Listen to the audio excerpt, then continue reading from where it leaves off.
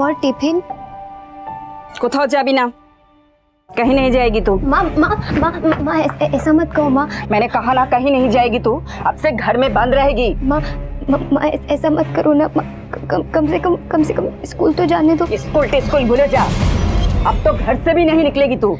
नहीं माँ एक बार मेरी बात सुन लो। एक जो तेरे सिर पे भूत सवार है ना, इसे मैं उतार कर छोड़ूंगी। मैं भी माँ हूँ तेरी। माँ दरवाजा क्यों बंद कर रही हो? एक बार बात ये पागलपन नहीं सहन करूंगी मैं। जब तक मैं काम से वापस नहीं आती हूँ इसी घर में बंद रहेगी। माँ दरवाजा बंद करो। माँ एक बार मेरी बात पीढ़ी दर पीढ़ी माँ बाप और बच्चों के बीच की दूरी बढ़ती जाती है। जहाँ बच्चे अपने फैसलों को सही मानकर उस पर किसी भी तरह की रोक टोक सहन नहीं करते हैं, वहीं माँ बाप बच्चों के फैसलों को अपने अनुभवों के तराजू से तोलना चाहते हैं। कहना मुश्किल है कि कौन सही है और कौन गलत, लेकिन अगर माँ बाप और बच्चों के बीच की वैचारिक दूरियां कम ना की जाएं, तो अपराध के सर उठाने की गुंजाइश बन जाती है। आज क्राइम पेट्रोल के एपिसोड में हम आपको प्रिया नाम की लड़की की ऐसी कहानी सुनाने जा रहे हैं जो हम चाहेंगे कि वो कभी किसी लड़की की जीवन में ना घटे। हमारी बेटी प्रिया घर से गायब है साहब। मैं काम पर थी, जब घर लौटी तो घर पर नहीं थी। आप रो मत, हम पता करते हैं। मेरा दिल बहुत घबरा रहा है साहब, उसको इतना समझ नहीं है। 17 साल की तो है। किसी पर शक है आपको? एक लड़का है साहब, उसी ने मेरी मासूम बच्ची को बहकाया होगा। कौन है वो लड़का? कुछ दिन पहले की बात है साहब, बहुत देर हो गई थी, वो घर नहीं लौटी तो मैं उसकी सहेली से पूछा। उसने बताया कि सुब्रतो की फोटो की दुकान पर है और हमेशा वहीं रहती है। मैं वहाँ गई तो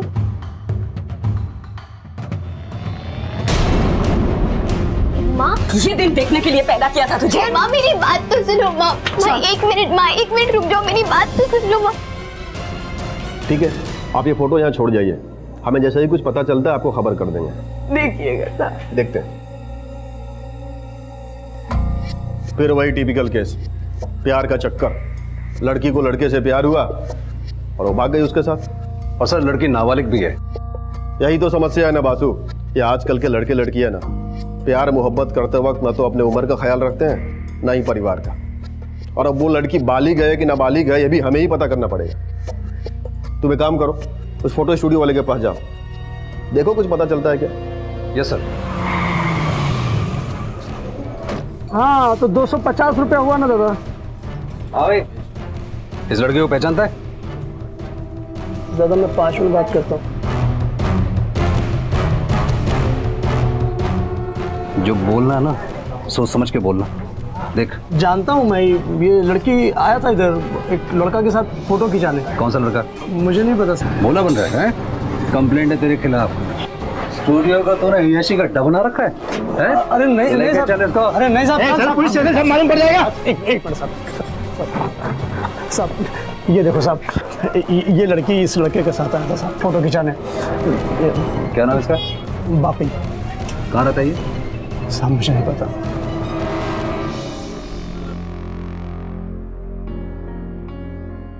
बापी, हम होटल क्यों आए? हम तो बम्बई जाने वाले थे ना। अरे जाएंगे ना बम्बई, पहले मेरे पास तो आ जा एक बार। तुम भी ना। हाय हाय, जब तू शर्मा दिया ना तो और भी अच्छे लगने लगती है। लेकिन सुन ना, अभी ना शर्माने का टाइम क्या, अभी टाइम प्यार करने का है। मतलब वही क्या पापी? अरे देख, अभी ना मेरे से और नहीं रहा जाता, एक बार पास आ जा प्लीज। बापी रुको, बापी अभी नहीं, देखो जो भी करना है शादी के बाद। हाँ तेरे को भरोसा नहीं है मुझ पे? पापी भरोसे की बात नहीं है। तो फिर क्या बात है? क्या बात है, बोलना क्या बात है? उनकी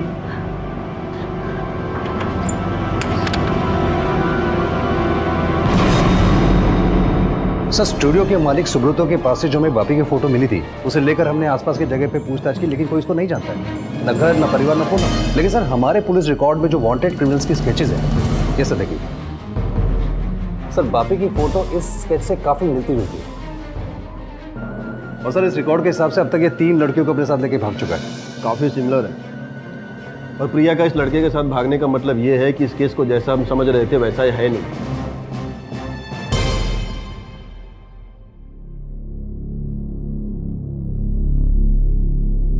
नाराज है अभी तक? अरे क्या तू भी जरा जरा सी बात पर नाराज हो जाती है? हाँ अच्छा चल तेरी नाराजगी को भी दूर कर देता हूँ। ये देख मैं तेरे लिए क्या लाया हूँ। अरे देख ना, साड़ी लेके आया हूँ तेरे लिए। देख अरे क्या तू अभी भी नाराज है? अरे अपनी शादी की साड़ी नहीं पहनेगी तू? शादी? हाँ शादी। हम आज के आज जाएंगे मंदिर में और शादी करेंगे और उसके बाद सीधा बम्बई दीदी के पास। बम्बई? हाँ बम्बई, बॉलीवुड। तूने मारी एंट्री यार, दिल में बजी घंटी यार, टन टन टन टन टन। आज के आज? आज के आज नहीं, अभी के अभी। अभी के अभी? हाँ तो मैं साड़ी पहन कर आती हूँ। फटाफट जा जा जा जा जा।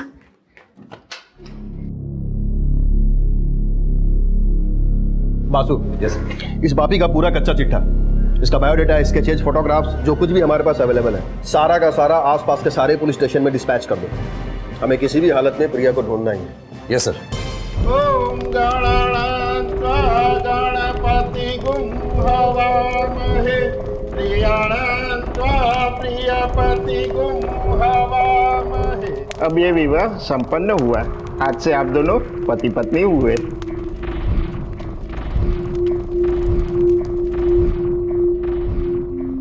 अरे ट्रेन का टाइम हो रहा है, जल्दी चलो ना।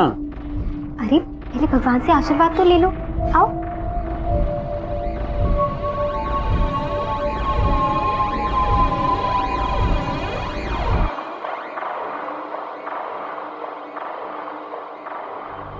एक महीना हो गया, कब पहुंचेगा तू यहाँ पर? मैडम एक मस्त माल की डिलीवरी लेके आ रहा हूँ आपके लिए। लड़की देखने में ठीक ठाक है ना? अरे क्या सोनी मैडम, आप जानते हो ना क्वालिटी के साथ कभी भी कॉम्प्रोमाइज नहीं करता भाभी। ठीक है।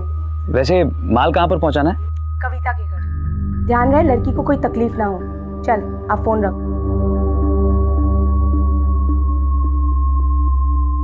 सुनो, तुम लोग प्रिया के बचपन के दोस्त हो ना? जी दादा। एक लड़का है बापी, उसे प्रिया अक्सर मिला करती थी। कुछ पता है तुम्हें इसके बारे में? ये प्रिया और बापी के बीच में जो कुछ चलता था मुझे सब पता है। दादा इस बारे में हमें कुछ नहीं पता है। एक बात बताऊं, प्रिया और बापी के बीच में जो नाता था ना, वो मोहब्बत वाला नहीं था। उसका मकसद था प्रिया की मासूमियत का फायदा उठाना, और उसने वही किया। एक बात और, ये प्रिया पहली लड़की नहीं है जिसे उसने इस तरह से फंसाया है। इसके पहले 3 और लड़कियों को उसने इस तरह से धोखा दिया है। इसलिए मैं कह रहा हूँ कि अगर तुम्हें प्रिया ने अपने बारे में या बापी के बारे में कुछ भी अगर बताया है तो मुझको बताओ। मैं तुम्हारी मदद से तुम्हारी सहेली की जिंदगी बर्बाद होने से बचा सकता हूँ। जी दादा, प्रिया ने मुझे बताया था। क्या बताया था? देख परी, मैं तो बहुत जल्द बम्बई जाने वाली हूँ, वहाँ खूब मजे करने वाली हूँ, लेकिन तू मुझे मत भूल जाना। हाँ बम्बई? हाँ। लेकिन तुझे बम्बई कौन ले जा रहा है? बापी ले जाएगा, वादा जो किया है उसने। वो बापी, वो तुझे बम्बई क्यों ले जाएगा? प्यार जो करता है मुझसे। उसने ना मुझसे कहा है कि मुझसे शादी करेगा, बम्बई ले जाके बड़े से घर पे रखेगा और खूब घुमाएगा। क्या शादी? हाँ शादी।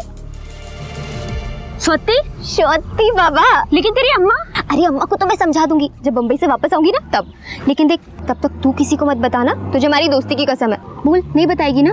बोल। ठीक है, नहीं बताऊंगी। अरे मेरी परी, देख बम्बई जाऊंगी ना तो वहाँ पे से तेरे लिए ना बहुत सारे नए नए कपड़े लेकर आऊंगी, तुझे भी ले जाऊंगी मुंबई। चलेगी ना मेरे साथ? लेकिन दादा, वो कब और कैसे गई इस बारे में मुझे कुछ नहीं मालूम है। उसने मुझे कुछ भी नहीं बताया था। सत्ती।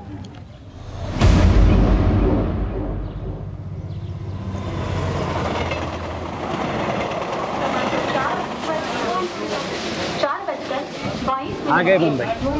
भीड़ है ना यहाँ पर? भीड़ तो होगी, शहर है बहुत बड़ा। बिल्कुल वैसा ही दिखता है जैसे फिल्मों में देखा था। है ना? आ जाओ, वहां से रिक्शा पकड़ते हैं। खार डांडा, खार डांडा। हाँ बैठ।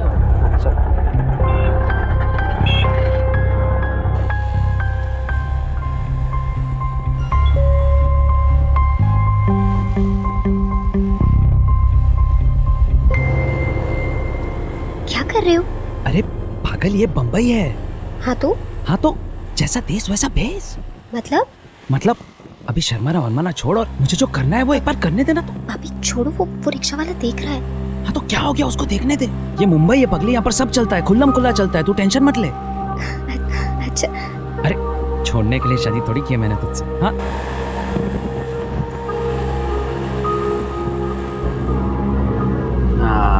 बस बस बस बस आ जाओ। कितना हुआ? 160 रुपये हुए। 160 हुआ क्या? 160 ये लो। 160 यहाँ से चल के जाना पड़ेगा। आओ।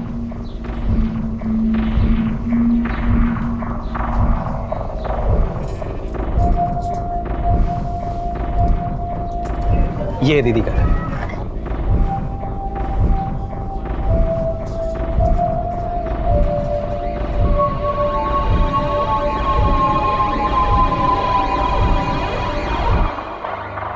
प्रिया, ये कविता दीदी है, मेरी बहन। अरे बस बस रहने दो, खूब खुश रहो। कितनी सुंदर है। मानना पड़ेगा बापी, तेरी पसंद एकदम लाजवाब है। नजर ना लगे किसी की। प्रिया, ये इनके देवर है। जी नमस्ते। नमस्ते। अरे प्रिया, तुम तो सफर से थक गई होगी ना, आ जाओ अंदर थोड़ा आराम कर लो। आ जाओ मेरे साथ। जाओ जाओ।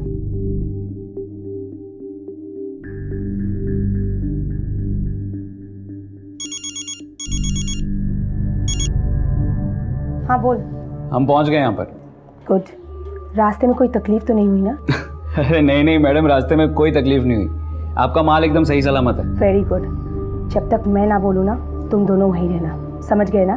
कोलकाता पुलिस ने जब बापी के बारे में तहकीकात की तो उन्हें पता चला कि ये लड़का पहले भी कई मासूम लड़कियों को बहला फुसलाकर भगा चुका है। बापी प्रिया को लेकर मुंबई के लिए रवाना हो चुका था। ये बात कोलकाता पुलिस को रेलवे स्टेशन से पूछताछ के बाद पता चल चुकी थी और कुछ लोगों ने उन्हें मुंबई की ट्रेन में बैठते हुए भी देखा था। इस केस की कड़ियों को सुलझाने के लिए और बापी नाम के शख्स को जल्द से जल्द पकड़ने के लिए कोलकाता पुलिस तुरंत मुंबई के लिए रवाना हो गई।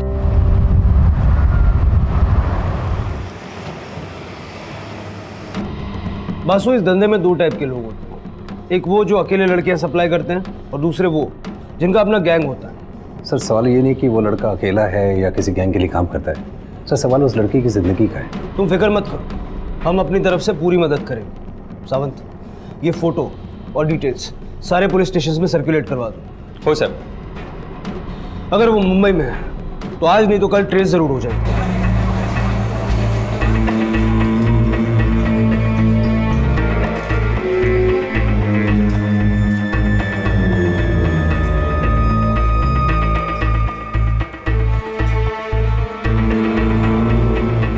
बासु, इस कुर्ला स्टेशन से हर रोज हजारों लोग आते जाते हैं। इस तरह तो पता नहीं चल पाएगा कि वो लोग मुंबई में कहाँ उतरे और किधर गए।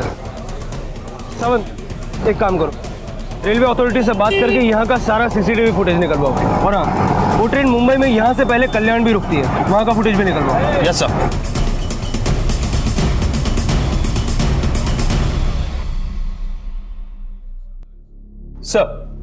सर ये देखिए, कुर्ला रेलवे स्टेशन के सीसीटीवी फुटेज में ये दोनों आ गए। सर ये देखिए, ये रहे वो दोनों। थोड़ा रिवाइंड करो, पॉज करो, इस ऑटो पे जूम करो।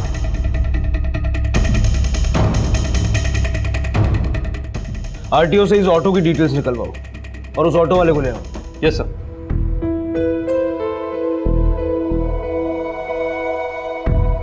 प्रणाम माँ, मैं तुम्हें बिना बताए इस तरह चली आई, उसके लिए मुझे माफ़ कर देना। मैं यहाँ बम्बई में हूँ और हमने मंदिर में शादी कर ली है।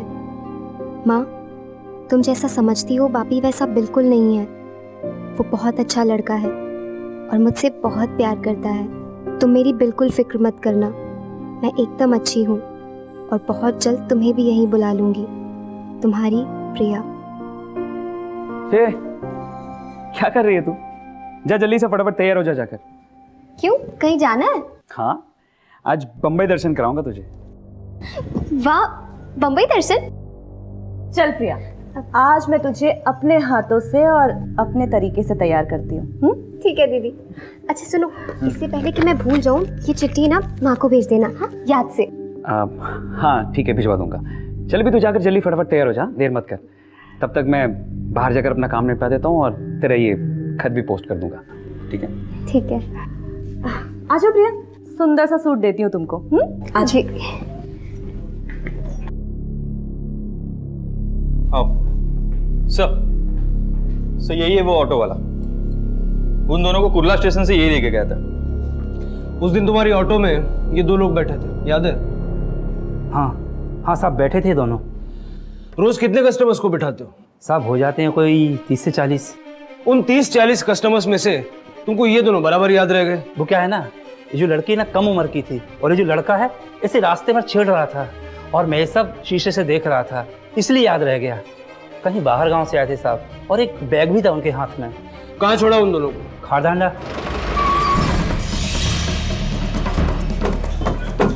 बोलो। साहब यहीं पे छोड़ा था। यहाँ से कहाँ गए? वो दोनों इस गली में चले गए थे। चलो।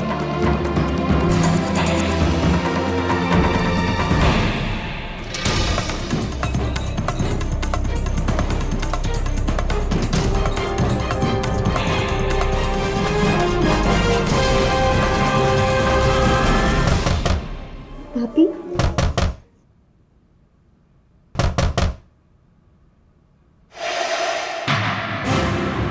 जी, आप लोग कौन? मारती है और तू पैसे लेकर नाटक कर रही है। मारेगी मुझे तू। दीदी दीदी दीदी देखिए ना, ये दोनों बदतमीज पता नहीं कहाँ से आ गए, कह रहे पैसे दिए मेरे लिए। ना दीजिएगा दीदी। एकदम चुप, मुंह से आवाज नहीं निकलनी चाहिए। सेठ माफ कीजिएगा, ये लड़की नई है धंधे में, देख लीजिएगा।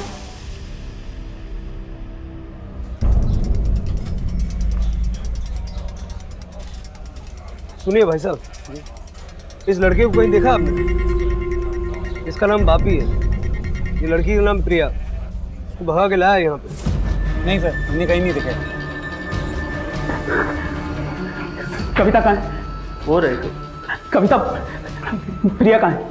अंदर है, क्या हुआ? अरे पुलिस ढूंढ रही है मुझे। क्या? अरे हाँ, वो होता है यहाँ पर ढूंढते ढूंढते आ गए ना तो आफत हो जाएगी यार। मुझे बाहर निकालना पड़ेगा उसको, बाहर निकालना पड़ेगा।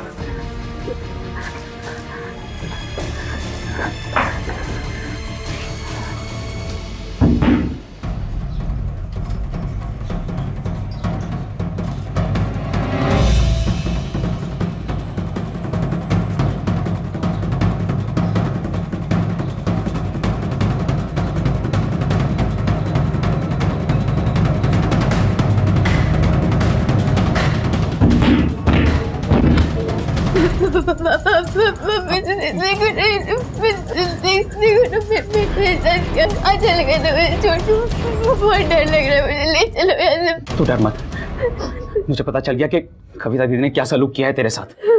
बहुत गलत किया उसने। तू रो मत। देख तुझे यहाँ पर लाना मेरी गलती थी, लेकिन तू डर मत, मैं तुझे लेके जाऊंगा यहाँ से। मैं तुझे लेके चला जाऊंगा यहाँ से, मैं लेके जाऊंगा।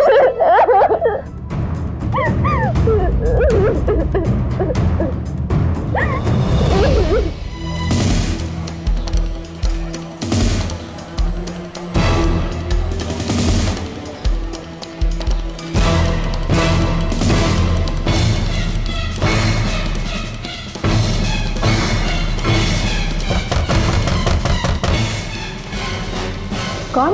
पुलिस, दरवाजा खोलो। खोलो।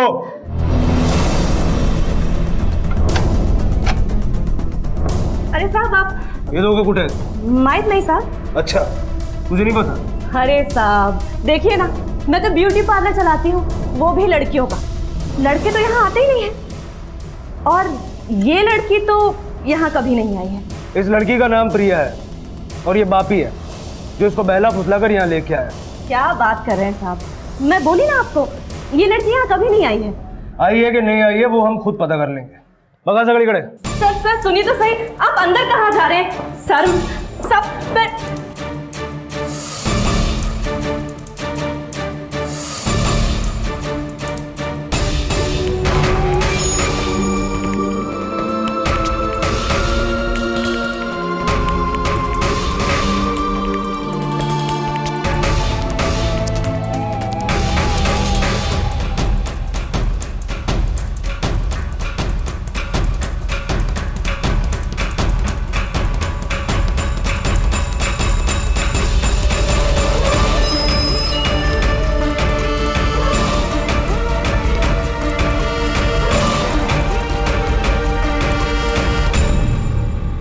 सावंत, कुछ मिला? No sir. कोई पीछे की तरफ रास्ता है, कोई खिड़की है जहाँ से भाग सकता है? सब देख लीजिए। नहीं साहब।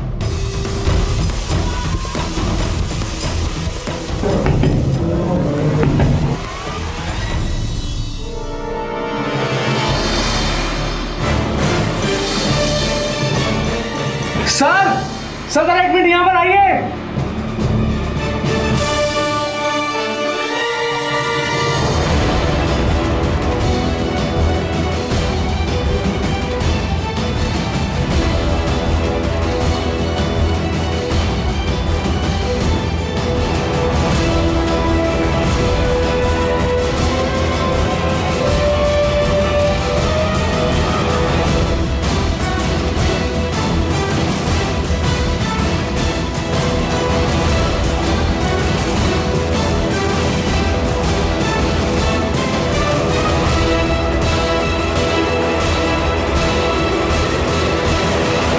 तो ये है तुम्हारा ब्यूटी पार्लर।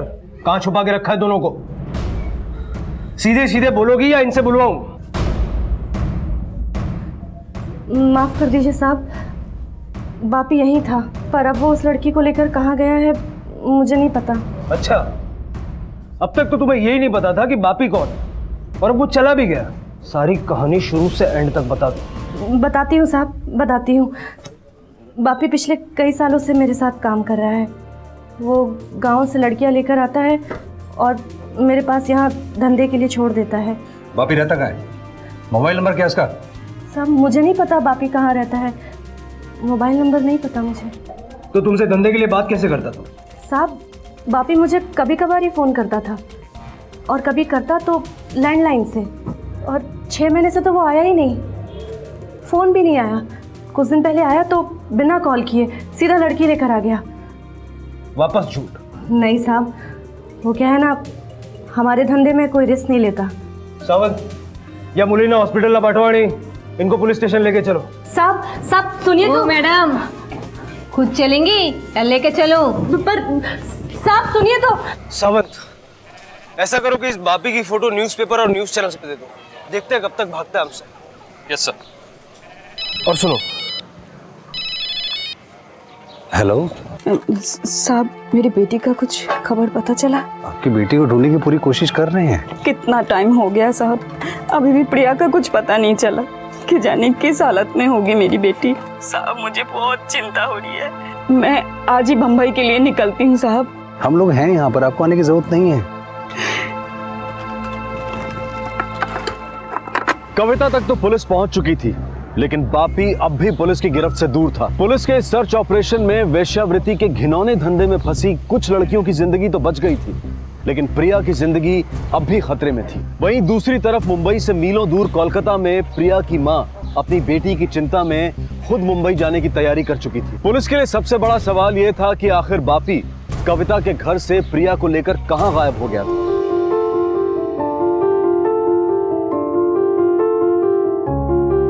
Thank you.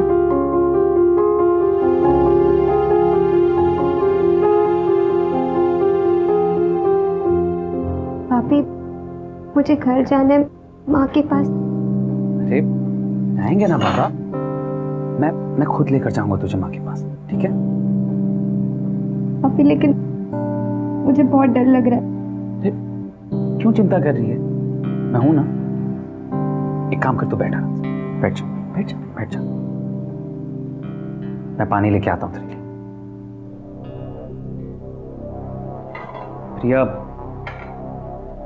कविता ने जो किया है ना तुम्हारे साथ, बहुत गलत किया है। देखना, उसको बहुत बुरी सजा मिलेगी इसके लिए। भगवान कभी माफ नहीं करेगा उसे, मैं भी कभी माफ नहीं करूंगा उसको।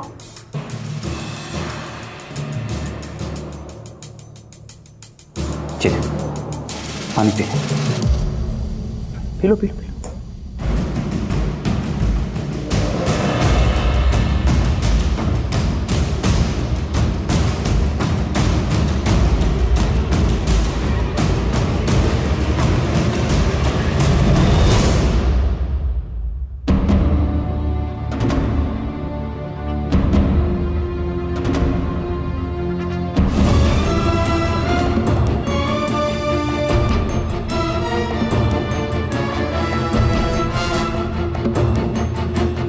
प्रिया तुम तो हो ना?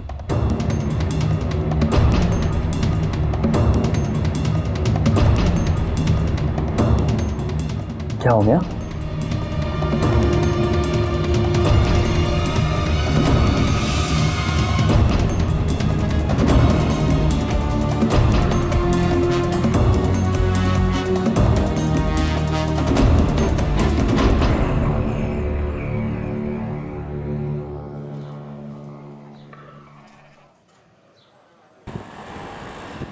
शख्स का नाम बापी है, जो कि कलकत्ता के गांव से 16 साल के नाबालिग लड़की को भगाकर अपने साथ मुंबई लेके आया है। अगर ये शख्स आपको मुंबई में कहीं भी दिखाई देता है या इसके बारे में आपको कुछ भी पता चलता है तो तुरंत ही नज़दीकी पुलिस स्टेशन में सूचित करें या फिर नीचे दिए हुए नंबर पर मुंबई पुलिस को इन्फॉर्म करें।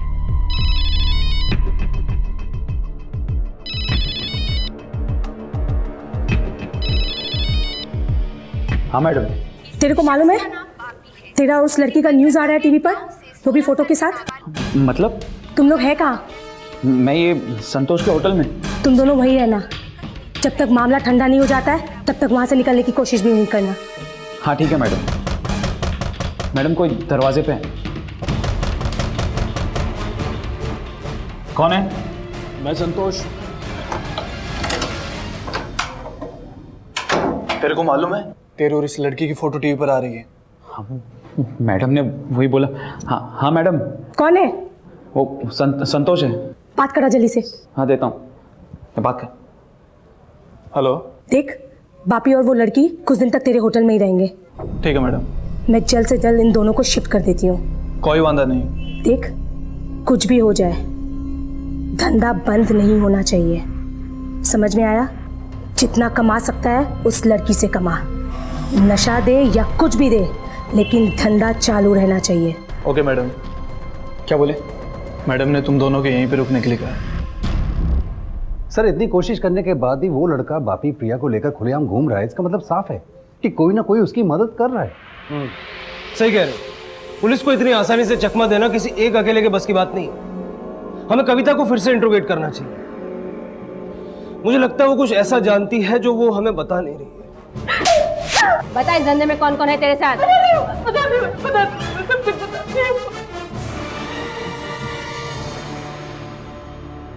बोल, कौन है इसके पीछे? एक सोनी नाम की औरत है, वो ये सब कुछ चलवाती है। कहाँ रहती है ये सोनी? मैं तो कभी उससे मिली भी नहीं हूँ, फोन पे बात भी नहीं हुई। बापी सोनी के लिए दलाली का काम करता है। मैं सिर्फ बापी को जानती हूँ साहब, बापी के मुंह से उसका नाम सुना था मैंने सब कुछ बता दिया, जितना मुझे पता था सब कुछ बता दिया मैंने साहब।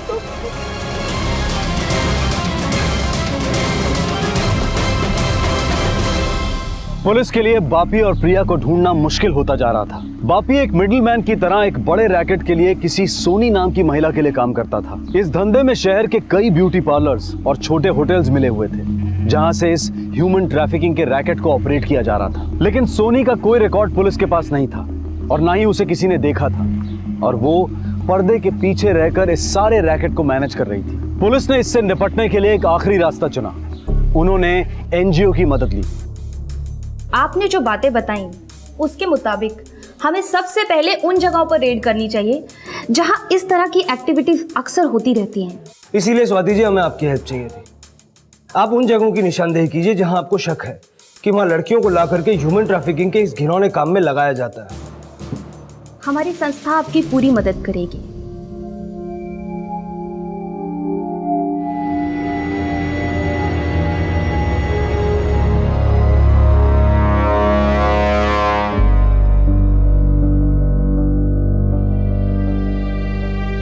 প্রিয়া, हाँ প্রিয়া দেখ শোনা কি এনেছি তোর জন্য। বল না।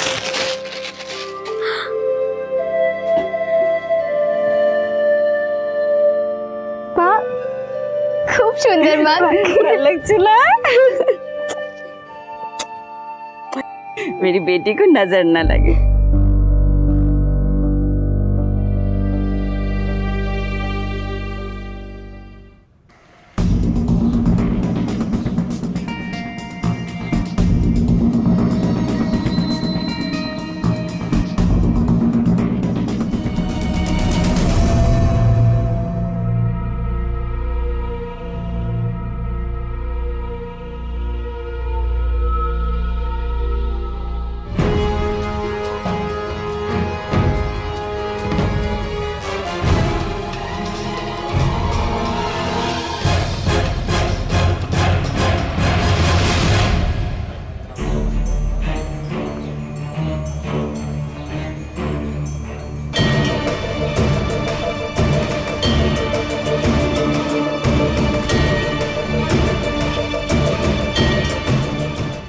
पियो।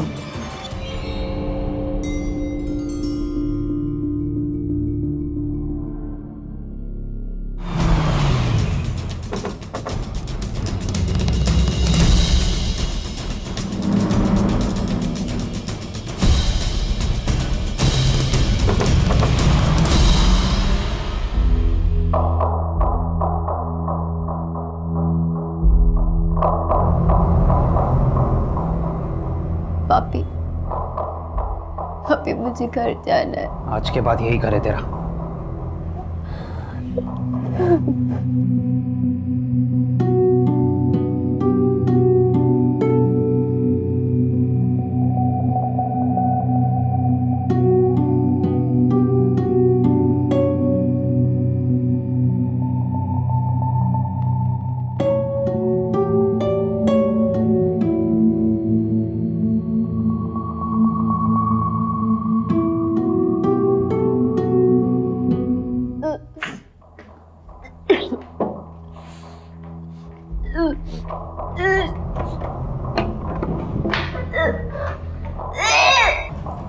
अच्छा, वो रविराज से बात की थी ना तुमने? हाँ। क्या बोला वो, कब तक आए? पापी, पापी, पापी, पापी रहम करो। मुझे मुझे मेरी माँ के पास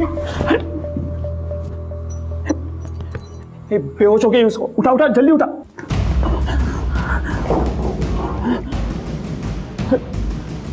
प्रिया, प्रिया, इसको कुछ हो गया तो वांदे हो जाएंगे। एक काम कर, डॉक्टर को बुला कर ला तू। और सुन सुन सुन, उसको शक नहीं होना चाहिए। हाँ, संभल के जा जा जा।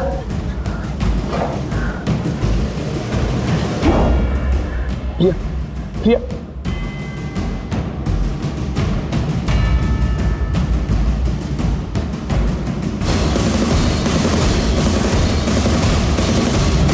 इतनी रेड्स की, सर्च ऑपरेशन किए, इतने सेक्स सर्किट्स एक्सपोज कर दिए, लेकिन बापी और उस लड़की का कुछ पता नहीं चला। पता नहीं वो उसे लेकर कहां चला गया। और सर सोनी, उसका भी तो कोई पता नहीं है। जो लोग पकड़े गए हैं उनके पास ना कोई नंबर है और ना ही कोई उसे जानता है।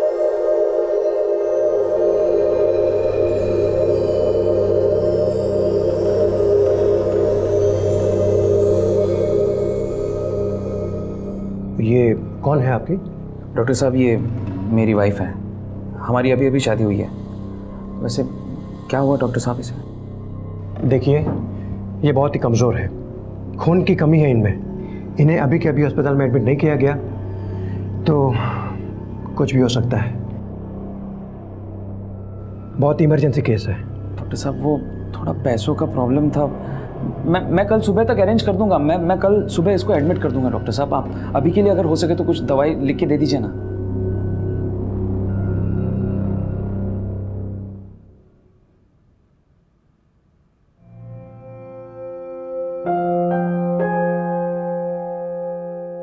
अरे अम्मा, आपको तो मैंने मना किया था आने के लिए ना। मैं नहीं रह सकती अपनी बेटी के बगैर साहब। कुछ पता लगा कहाँ है, कैसी है मेरी बेटी? अम्मा, हम लोग पूरी कोशिश कर रहे हैं, आप चिंता मत करो, मिल जाएगी। ना जाने किस हालत में होगी मेरी बच्ची।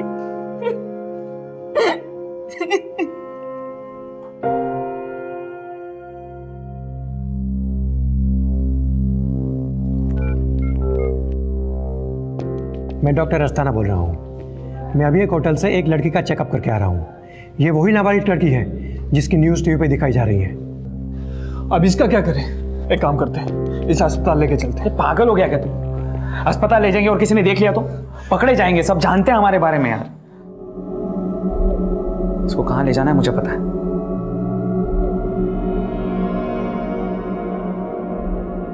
उठा, उठा, आराम से आराम से आराम से, संभल के उठा, आराम से संभल के संभल के।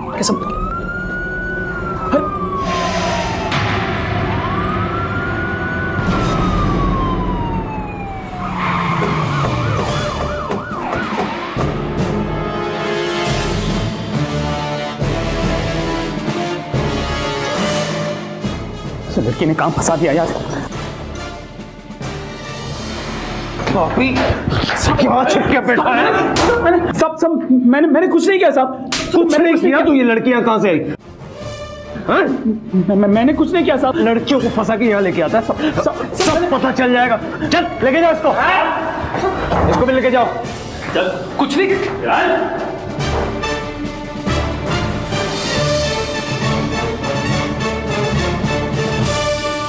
भैया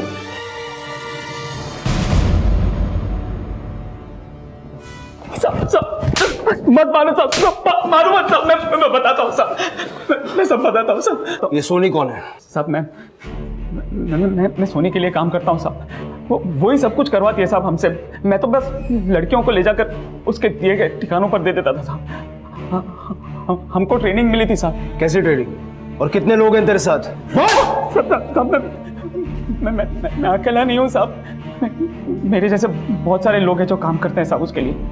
वो हमको ट्रेनिंग देती थी साहब कि लड़कियों को किस तरह से फंसाना है, कैसे फंसाना है। देखो, हर लड़की नहीं फंसती।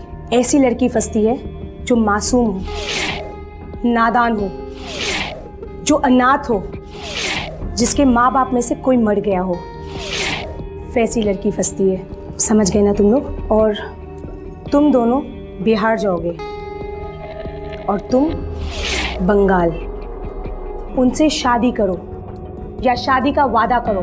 तुम सबका काम है उन्हें मुंबई लेके आना। तुम्हारा रहना, खाना, नौकरी सबका इंतजाम हो चुका है। प्यार या शादी का झांसा देकर मुंबई ले आते थे साहब। तो यहाँ पर लाने के बाद हम लोग सोनी के दिए गए ठिकाने पर लड़कियों को दे देते थे साहब। बस उसका बहुत बड़ा गैंग है साहब। वो मिलती नहीं है वैसे किसी से, फ़ोन पे ही बात करती है। मैं भी एक दो बार ही मिला हूँ साहब उससे। और कितनी लड़कियों को इस तरह से तूने फंसाया? याद नहीं है साहब, लेकिन बिहार और कलकत्ता की बहुत सारी लड़कियां लाकर दिए मैंने सोनी को। ये सोनी रहती कहाँ? जी, आप लोग कौन? पुलिस। चलो हमारे साथ। क्या मैंने कुछ नहीं किया। अरे मैंने कुछ भी नहीं किया, छोड़ो मुझे।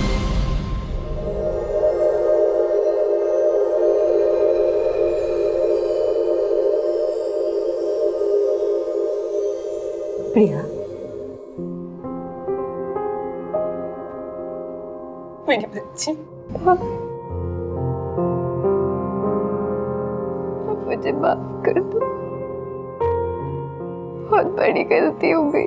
इसमें तेरी कोई गलती नहीं है मेरी बच्ची। तू सही सलामत है, ये मेरे लिए बहुत है।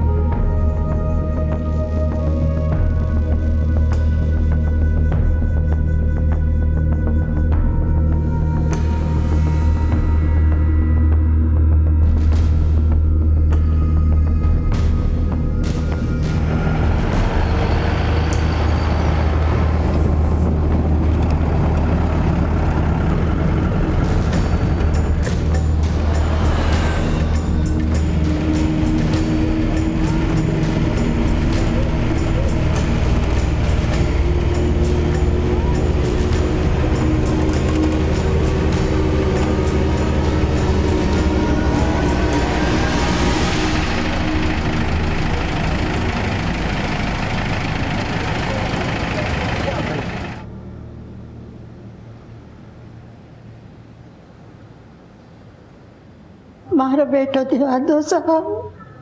कहाँ है आपका बेटा? एक झाड़ से लटके हुए पिछला 1.5 साल से।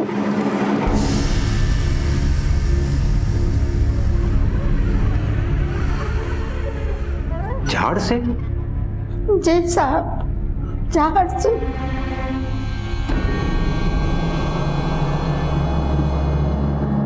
सत्ताईस अगस्त 2015 को एक बूढ़ी माँ 70 किलोमीटर की दूरी तय करके एक पुलिस चौकी पहुंची। उसकी शिकायत थी कि पिछले 18 महीने से उसके बेटे का शव एक पेड़ पर लटका है। क्या मजबूरी रही होगी इस माँ की जो वो इतनी लाचार थी, और क्यों एक मृतक के शरीर के साथ इस तरह का निर्मम बर्ताव हो रहा था। हमारे देश में आज भी ऐसे कई छोटे छोटे गांव हैं जिनके 70 किलोमीटर तक के रेडियस में भी कोई पुलिस व्यवस्था नहीं है। और जाहिर सी बात है कि जहां कानून व्यवस्था नहीं होती है वहां पर लोग अपने कानून खुद बना लेते हैं। और ऐसा ही कुछ हुआ इस बूढ़ी मां के साथ भी।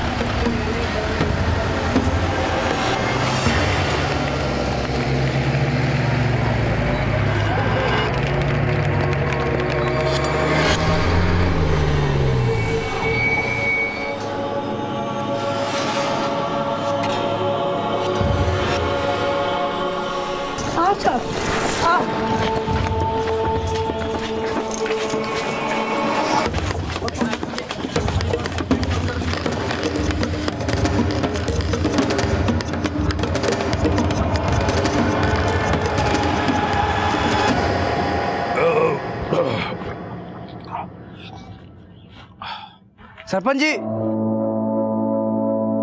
खम्बा गड़ी साहब। सरपंच जी, उस बुढ़िया ने कोई काम धंधा तो है नहीं। पहले दिन रात अपने बेटे की लाश के नीचे बैठी रहती थी और अब घूमते घूमते शहर पहुंच गई और वहां से पुलिस ले आई। सरपंच जी, ये बात एकदम बर्दाश्त से बाहर है कि हमारे पुरखों के बनाए हुए रिवाज पे कोई टांग अड़ावे।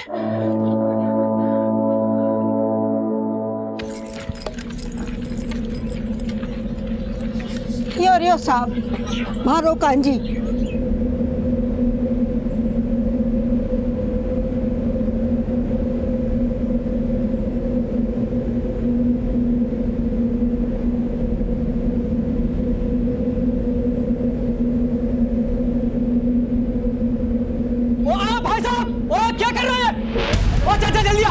अरे क्या कर रहे हो भाई साहब?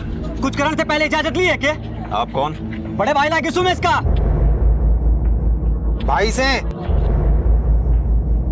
ये टेकपुर है, यहाँ का कानून आपकी किताबों में ना मिलेगा। और गांव में तो घुस गए, पर यहाँ के मामलों में ना घुसने देंगे आपको। गांव को मान लो। अरे यो मारो बेटो तो, कांजी मारो बेटो तो, सारा भाई तो यो। साहब, मानो मारो बेटो चावे।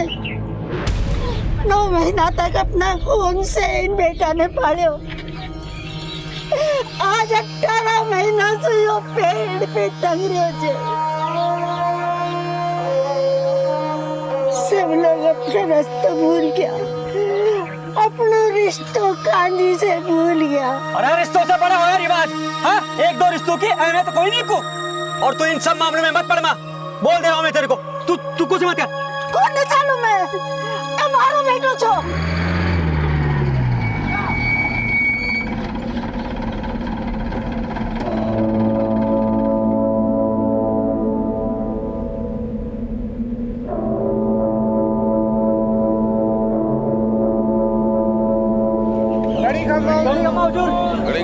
गणी खम्मा, आपको देखकर अच्छा लगा। मैं ब्रजेश्वर प्रसाद, इस गांव का सरपंच, आपकी सेवा में हाजिर। सरपंच जी, हमें कंप्लेंट मिली है जिसकी वजह से ये जरूरी है कि इस बॉडी को नीचे उतारें और थाने ले जाएं। आपके लिए तो हमारी जान हाजिर है दरोगा साहब, पर ये लाश आपके लिए तब तक हाजिरी न लगा पाएगी जब तक कि घरवाला ने मोहताना के पैसे ना मिलेंगे। उससे पहले बिल्कुल नहीं, कतई नहीं।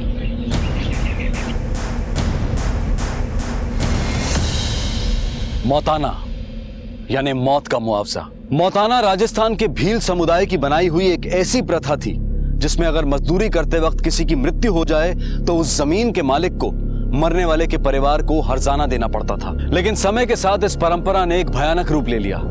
अब मृतक के शरीर का अंतिम संस्कार तब तक नहीं किया जाता जब तक उसका हर्जाना वसूल नहीं हो जाता, और इसके लिए तरह तरह के हथकंडे अपनाए जाते हैं। आज जहां एक तरफ हम डिजिटल इंडिया की बात करते हैं, ग्लोबलाइजेशन की बात करते हैं, वहीं दूसरी तरफ आज भी हमारे देश में ऐसे कई गांव और प्रांत हैं जो रूढ़िवादी और झूठी परंपराओं की बेड़ियों में जकड़े हुए हैं, और मौताना भी एक ऐसी ही प्रथा का नाम है। कांजी के भाइयों को भी मौताना से मिलने वाली रकम का इंतजार था, लेकिन इस बार ये इंतजार 18 महीने का हो चुका था। कि कांजी की मौत कैसे हुई?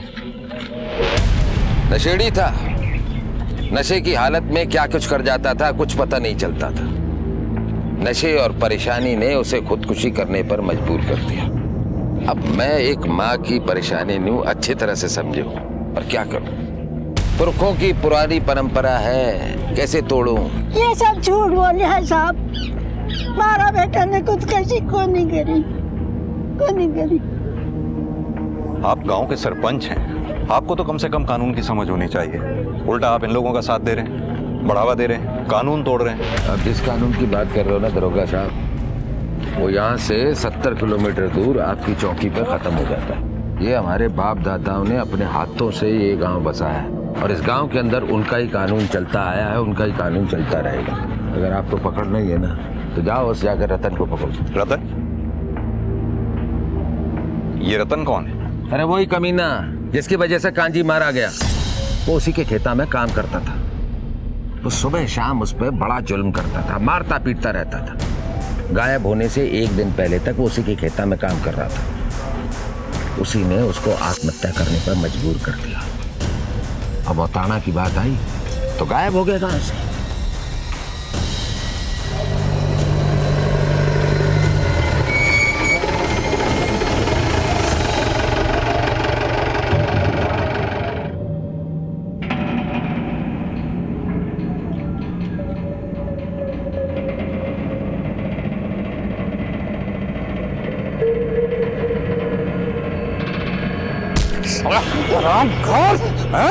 साले काम चोर इसे किस बात के लेता है? सोने के? आज मैं तन्ने तब तक मारूंगा जब तक थारे बदन से खून और आंखों से नींद दूर ना हो जाए। मारो जितना हिसाब बनता जाओ, पहले मुझे लौटा दो तो मैं चला जाऊं। हिसाब की तो तू बात ही मत कर कांजी। तने जितना हमारा नुकसान करवाया है ना, उल्टे भारे पीछे थारे पे निकलेंगे। जितना मेरा पैसा बनता चल उतना ही मांग रहा हूँ, नहीं तो मरबा के बाद मेरी लाश तो देना पड़ेगा। यही वजह थी कि कांजी ने खुदकुशी कर ली। परिवार चलाना मुश्किल था, कर्ज में दबा हुआ था, और रतन के जुल्मों को कब तक सहता। ये रतन मिलेगा कहाँ? भवानी मंडी भाग गया साहब, लेकिन अभी भी उसका घर और जमीन यहाँ पर है। कहाँ तक भागेगा साल, कभी ना कभी तो आवेगा। और जब तक रतन खुद आकर के पैसे मतलब मौताना नहीं देता तब तक लाश ऐसी टंगी रहेगी पेड़ पे। ये तो हमारे गांव का रिवाज है। एक रिवाज हमारा भी, हम भी गलत काम करने वाले को ऐसे ही लटकाते हैं फांसी पे। ये कांजी के साथ जो कुछ भी हो रहा है ना वो गलत है। सूर्यभान, ये केस सिर्फ छोटे गांव में आत्महत्या का नहीं है, गांव वालों की मान्यताओं का है। सदियों से चली आ रही इस प्रथा को वो इतनी आसानी से तोड़ने नहीं देंगे। मुश्किल ये है कि हम चाह रहे हैं, गांव वालों से निपटना इतना आसान नहीं है। अगर कांजी को गांव से बाहर निकालना है तो हमें भी अपनी ताकत गांव वालों के बराबर करनी होगी। सर अगर आप कहें तो मैं एक्स्ट्रा फोर्स का इंतजाम करूं। हाँ बिल्कुल सर, करो। बैठो जल्दी, चलो। एक्स्ट्रा फोर्स तो हमें मिल जाएगी सूर्यभान, पर शायद इस प्रोसेस में थोड़ा वक्त लगेगा। ये गांव भी तो कुछ ज्यादा दूर है अपनी चौकी से। तुम्हें क्या लगता है, कांजी को आत्महत्या करने के लिए किसी ने उकसाया होगा क्या? हो सकता है। साहब जी, कांजी मोटी चमड़ी का था। ऐसा हो ही नहीं सकता कि उसने आत्महत्या की हो। कांजी को जरूर किसी ने मारा है और साहब बलि का बकरा मन्ना बना दिया, इसीलिए मैंने गांव छोड़ना पड़ा। आप इतने यकीन के साथ कैसे कह सकते हैं कि कांजी को किसी ने मारा ही होगा? जब मैंने कांजी को नौकरी से निकाला तब वो 1 महीने तक गायब था। मैंने सोचा उसने किसी और जगह काम पकड़ लिया होगा और रात दिन दारू पीकर वहीं पड़ा रहता होगा। पर साहब जी, अचानक उसके बारे में एक दिन एक खबर मिली।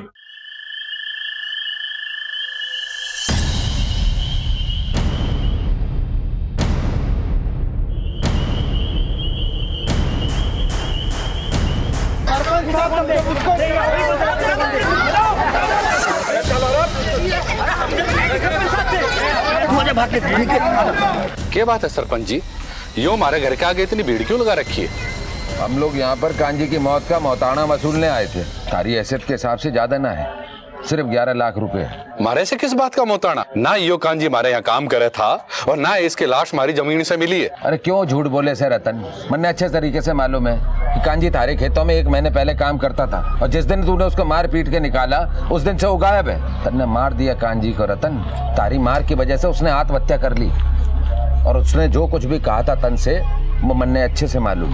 और तू ही मौत का जिम्मेदार है कांजी का, और 11 लाख रुपए तन्ने ही देने पड़ेंगे रतन। मैं 1 रुपये को नहीं दूं। थे कान खोल के सुन दो सरपंच जी, कांजी को 1 भी पीसो मारे ऊपर कौन नहीं निकले, बात खत्म। साहब जी, एक बोरी में खुद को बांध के फिर एक पेड़ से लटक कर कौन मरता है?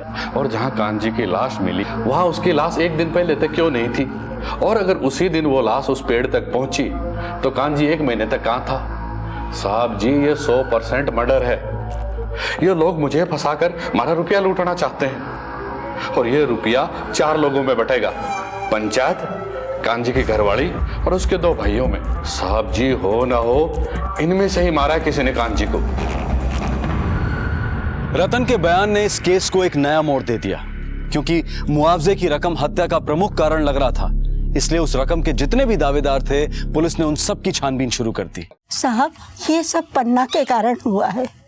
मेरा बेटा कांजी पन्ना को बहुत प्यार करता था, पर शायद ये सब पन्ना के लिए काफी नहीं था। अगर वो भी चाहती तो क्या अपने पति को 18 महीने तक एक झाड़ से लटका रहने देती? किसी को कांजी की परवाह नहीं है, सब अपने फायदे में लगे हुए हैं। कांजी को ऊपर लटकाने में कई लोगों के ईमान नीचे गिरे हैं। कांजी की माँ को कांजी की पत्नी पन्ना पे डाउट है। रतन ने भी इशारा पन्ना की तरफ किया था। ये पन्ना का मामला कुछ ज्यादा ही उलझा हुआ लग रहा है।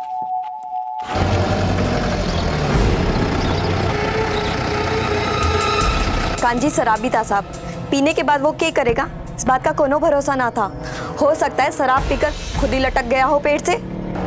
एक आदमी ने खुद को बोरी में डालकर पेड़ से लटका लिया और सुसाइड कर लिया। ये जितने भी लोग इस फालतू के लॉजिक को सच बता रहे हैं, सब के सब झूठ बोल रहे हैं। इन पर नजर रखो सूर्यभान, हम इनमें से किसी पर भी भरोसा नहीं कर सकते। सर,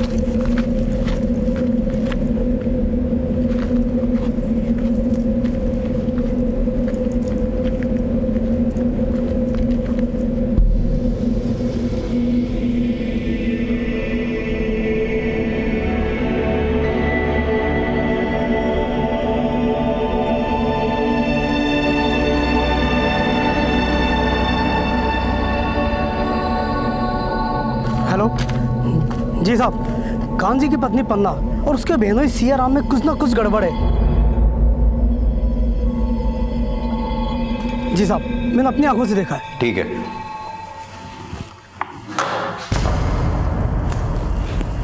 इसका मतलब कांजी की पत्नी पन्ना का चक्कर सियाराम के साथ चल रहा है। एक तरफ तो कांजी की लाश कब्र में दफन भी नहीं हुई और दूसरी तरफ हमारे सामने हर रिश्ते का सच कब्र खोद के निकल रहा है। कहीं यही वजह तो नहीं जिसकी हमें तलाश है? हो सकता है सर। एक विधवा का एक बच्चे के साथ जिंदगी को आगे बढ़ाना क्या होता है साहब, वो आप ना समझ सकोगे, क्योंकि हमारे समाज में तो औरतों पे कीचड़ उछालने से मर्दानगी साबित हो गए। सियाराम ने मारे में दिलचस्पी दिखाई और कांजी के जाने के बाद मुझे भी किसी का सहारा चाहिए था। हम दोनों की ज़रूरतें मेल खाती थी और यही कारण था कि हम दोनों का मिलना शुरू हो गया। और इसके बाद तुमने रिश्ते बना लिए? वो हमारा सबसे ज़्यादा ख्याल रखता है। कांजी भी हमारा ख्याल रखता था, पर सियाराम उससे भी ज़्यादा हमारा ख्याल रखता है और इतना ही काफ़ी है हमारे लिए। पन्ना को ये बात ज्यादा अच्छी लगती है कि सियाराम उसका सबसे ज्यादा ख्याल रखता है। अब पता ये करना होगा कि सियाराम पन्ना प्रेम गाथा कांजी की मौत के बाद शुरू हुई या कांजी की मौत के पहले से ही? हुकुम साहब, हमारे को क्या लेना देना कांजी की मौत से, और उससे भी उसके पत्नी के साथ मैं पिछले 1 साल से ही हूँ, मतलब कांजी के मौत के 6 महीने बाद से। और आपको अगर ये जानना है ना कि कांजी ने आत्महत्या किया कि उसका खून हुआ, तो ये बात आपको कांजी के भाई केदार और भानु ने पता चलेगा।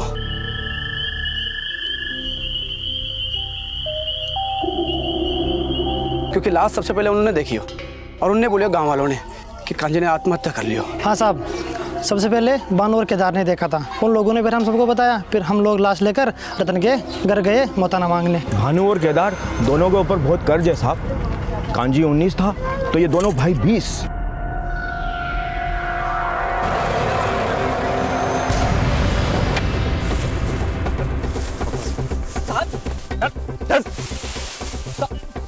तुम दोनों ने साथ मिलकर कांजी को ऊपर लटकाया, मगर वो बोरी में डाले जाने से पहले मर चुका था। अब क्या बोल रहे हो? कहीं को नहीं समझ में आ रहे हो साहब। कोई बात नहीं, ये सुनने की आदत है हमें। ये केस सॉल्व होना हो, मगर तुम दोनों के मौताने में हमारा हिस्सा पक्का है। साहब मैं सब बता दूंगा साहब, मारो मत साहब, मैं सब बता दूंगा। बता। साहब ये बात सच है कि हमारे ऊपर बहुत कर्जो है, गांव में हर आदमी के ऊपर कर्जो है साहब, पर मैंने कांजी को ना मारी साहब। तो फिर किसने मारा? साहब वो उस दिन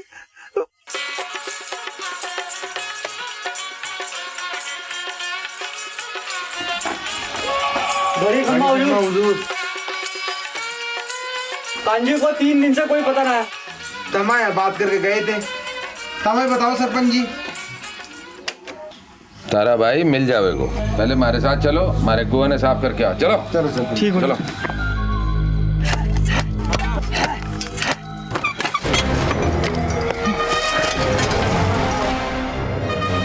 पर साहब कुएं से पानी ना निकला, कांजी की लाश मिली।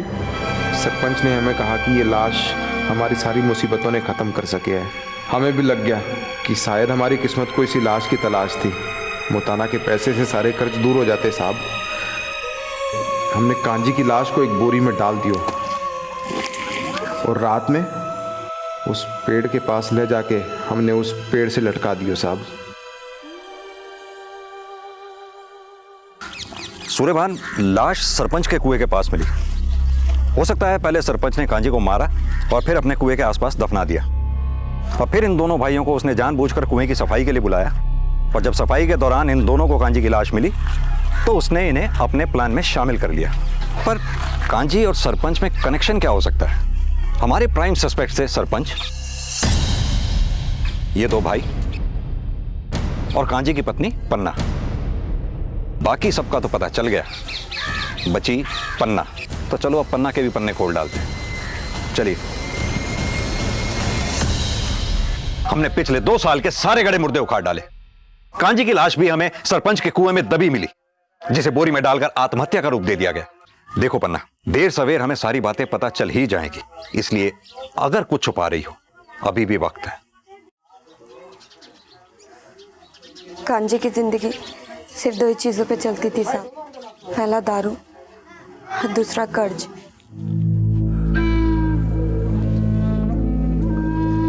अभी तो खाली हो गई कांजी। और पिएगा? एक काम कर, अपनी घरवाली ने लेके आ। और जोर से भूख लग रही है, वो हमारे लिए खाना बनाएगी और मैं तेरे लिए दारू लेके आता। चल खड़ा। घड़ी कम मालिक। मालिक ये रही मारी लोकाई, खाना एकदम चौको बनावे मालिक। अरे वो तो हम इससे बनवा ही लेंगे, हमारे को जो बनवाना है। तू ये दारू पी पी। मैं इसको रसोई दिखा के आता हूँ। चल।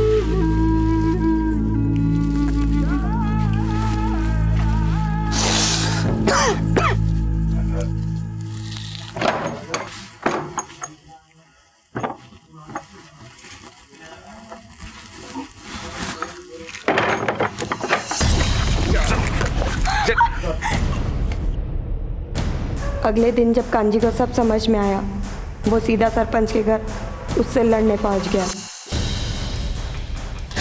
ये क्या किया तने मारे साथ? तने मारी को धोखा देके मारी लुकाई के साथ।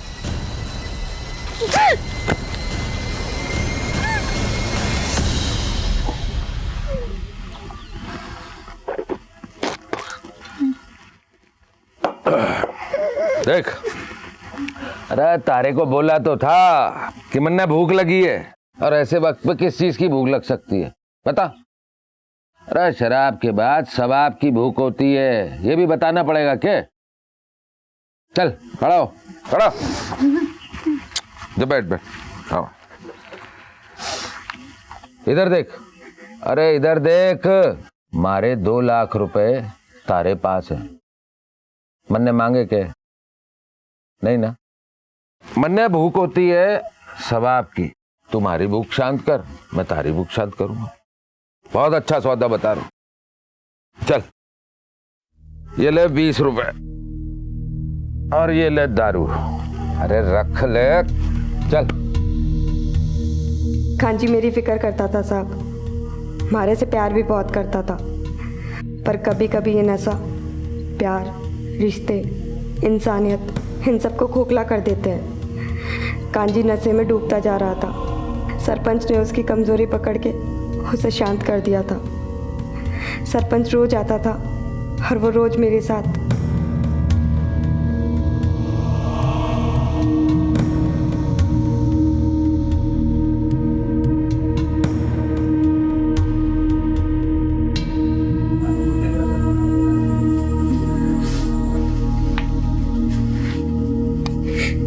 हम जात से भी छोटे और पैसे से भी गरीब है साहब। कई महीनों तक ऐसा चलता रहा, पर जिस दिन कांजी गायब हुआ उसके ठीक 2 दिन पहले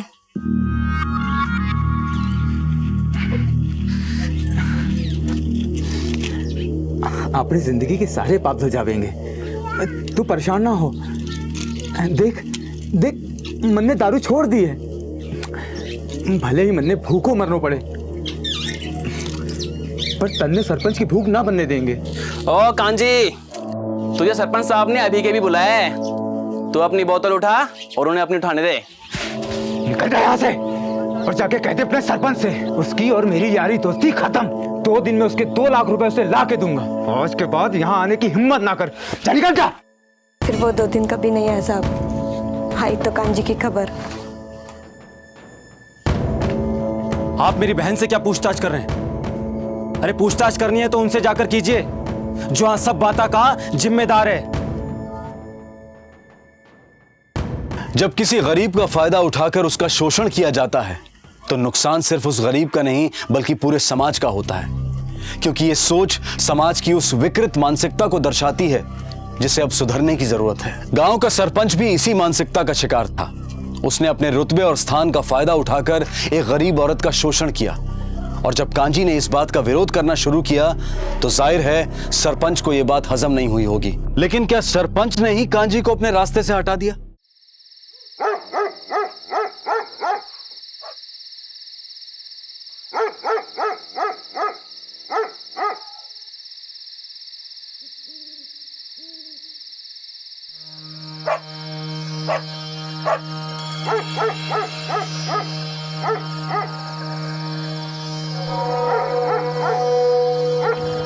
काजी बेटा, लालच के आगे सारा रिश्ता मर गया है, सब अपना चक्कर में पड़ गया है। एक मरिया हुआ आदमी को तमाशा बना रही है। पर तू चिंता मत करे बेटा, मैं हूं ना, थारी माँ। मैं तने आजाद करवा के जरूर रहूंगी, तू चिंता मत कर तू।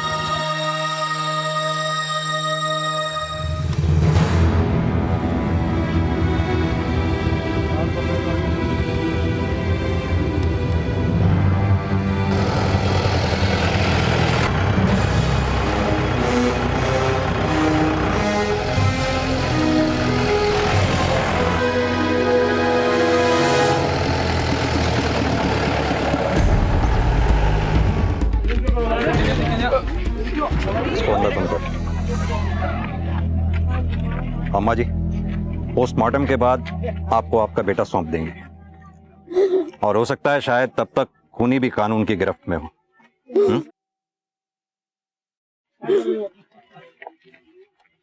कानून के हाथ तुम्हारे खोखले रिवाजों से ज्यादा मजबूत होते हैं सरपंच। सूर्यभान, सरपंच के लिए पंचायत बैठाओ, उठा के ले जाओ इसे। हमें गड़े मुर्दे उखाड़ने के लिए कुएं की जरूरत नहीं पड़ती सरपंच। ले जाइए। चलो।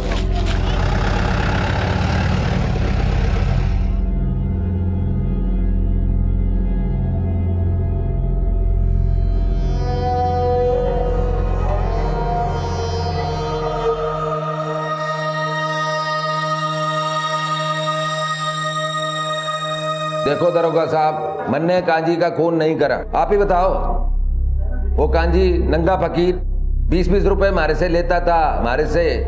आखिर वो 2 लाख रुपए कहां से लाता? अरे उसकी लुगाई झूठ बोल रही है, वो अपने छोटे भाई उपेंद्र को बचा रही है। उपेंद्र और कांजी का झगड़ा था, इसीलिए उसने कांजी को पीटा भी था।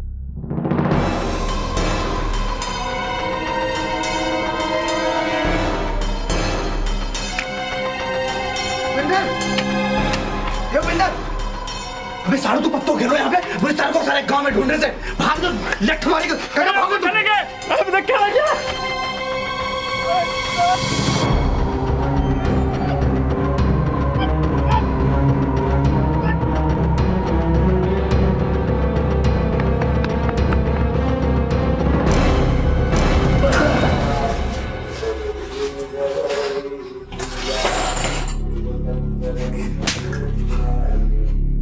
क्या लगा था तुझे?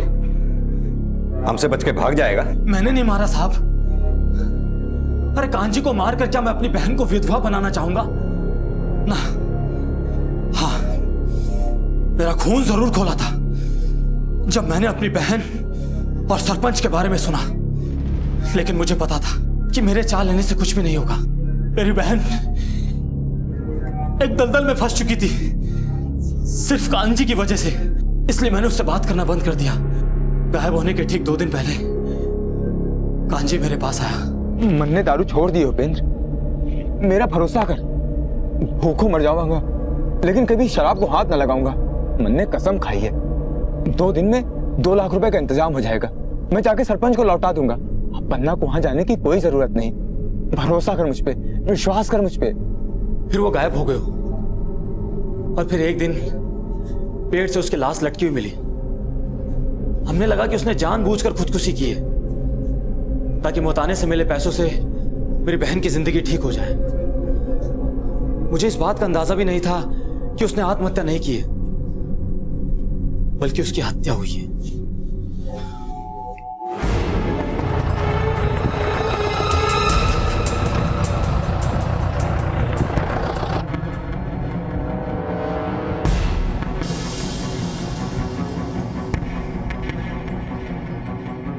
सूर्यवान, हो सकता है कांजी यहाँ किसी से 2 लाख रुपए लेने आया हो और उसे मार दिया गया हो सकता है सर। कांजी की ऑटोप्सी रिपोर्ट आ गई है, स्कल पे क्रैक है। कांजी के सर पे किसी ने वार किया था। मर्डर वेपन भारी या नोकीली चीज, हथौड़ी या उसके जैसे कोई और चीज सर। एक काम करो, कांजी के आगे पीछे ऊपर नीचे जितने भी लोग उसके साथ जुड़े हुए हैं सभी के घर में छापे मारो। इन्हीं में से किसी के घर में से मर्डर वेपन हाथ लगेगा और मर्डर वेपन हाथ लगते ही हमारे सारे सवालों के जवाब मिल जाएंगे। एक बात और, कांजी की जिस दिन मौत हुई उससे जुड़े सभी लोगों के कॉल डिटेल्स चेक करो। यहां तक कि अगर गांव में पीसी और लैंडलाइन जो भी है चेक करो उस दिन की सारी कॉल डिटेल्स। यकीन मानो हम केस को सॉल्व करने के बहुत करीब हैं सूर्यमान।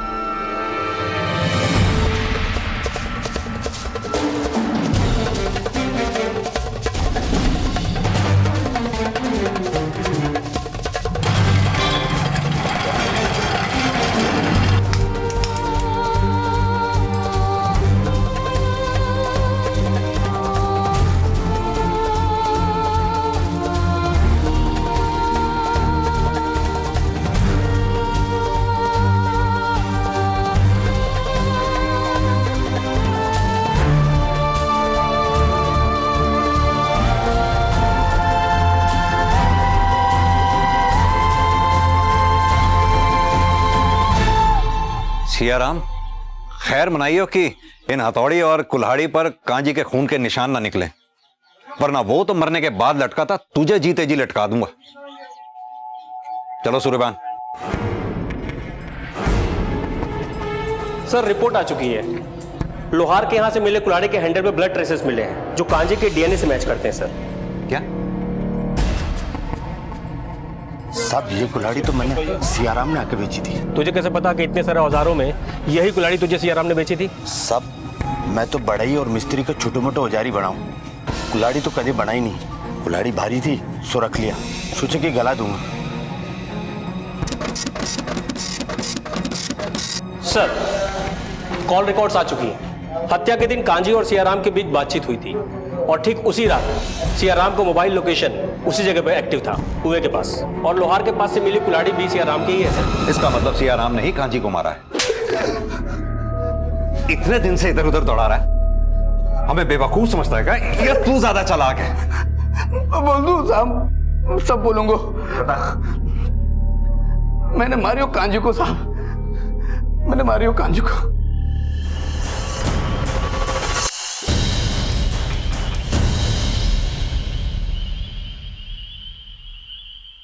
भाइयों, नरेंद्र की लाश लक्ष्यराज की जमीन पर मिली से। नरेंद्र लक्ष्यराज की जमीन पर काम करे था। अब लक्ष्यराज ने नरेंद्र को 8 लाख रुपए मोहताना के देने पड़ेंगे। लक्ष्यराज चल भाई, मोहताना के पैसे दे।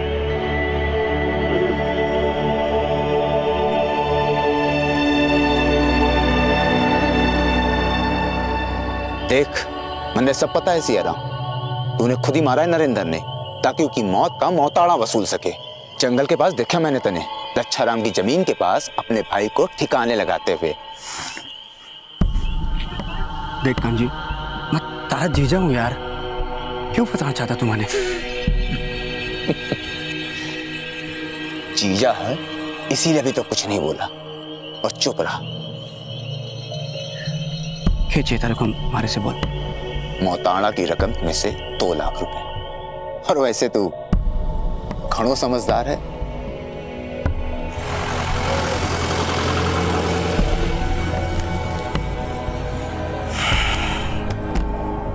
समझदार तुम खड़ो हूँ कांजी। हेलो कांजी, तो बात सुन, काम कर पुरानी बावड़ी के पास में, देता हूँ तारे को 2 लाख।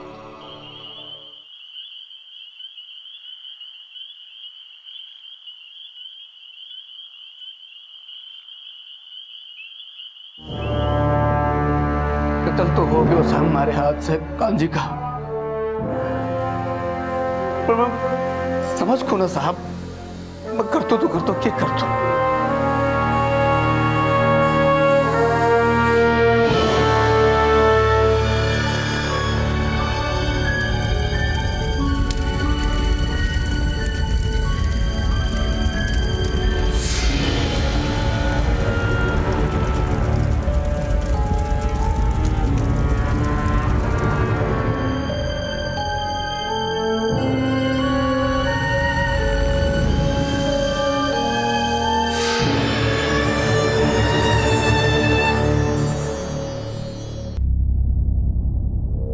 अप्रैल 2015 मंगोलपुरी नई दिल्ली में मौत का एक ऐसा तांडव हुआ कि बहुत समय तक पुलिस ये समझ ही नहीं सकी कि मौत की वजह क्या है और क्यों है। 3 हफ्ता से दवाई दे रहा है, रोज एक नया इंजेक्शन, लगता है पानी भर के दे रहे हैं। 10,000 रुपया खर्चा कर दिया डॉक्टर पे, पहले 2 ठो बदले, फिर ये डॉक्टर को भी देख लिए हैं। हम कहते हैं किसी बड़े अस्पताल में ले चलिए ना, शायद ठीक हो जाए बचवा। कुछ नहीं होगा वहाँ, यहाँ 10 लगा है, वहाँ 50 लगेगा। हम कुछ सोचते हैं। इसका मुंह तो देखिए, सूखता ही जा रहा है, आधा हो गया है।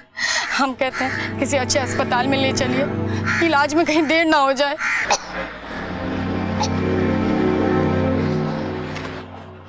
अरे चाचा एक स्पेशल पान लगाओ तो।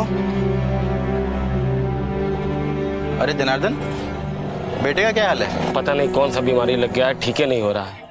दवा दारू इंजेक्शन सब कुछ करवाया पर कोनो फायदा नहीं। आपको लगता है कोई कर दिया है? क्या मतलब? इधर आओ, इधर आओ।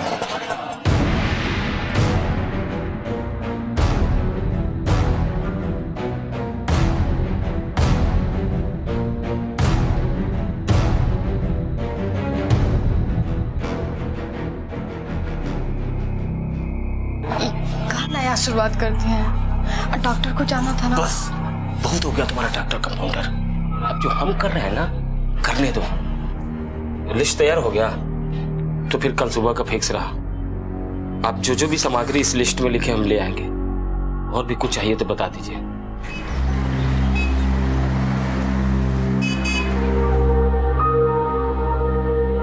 अरे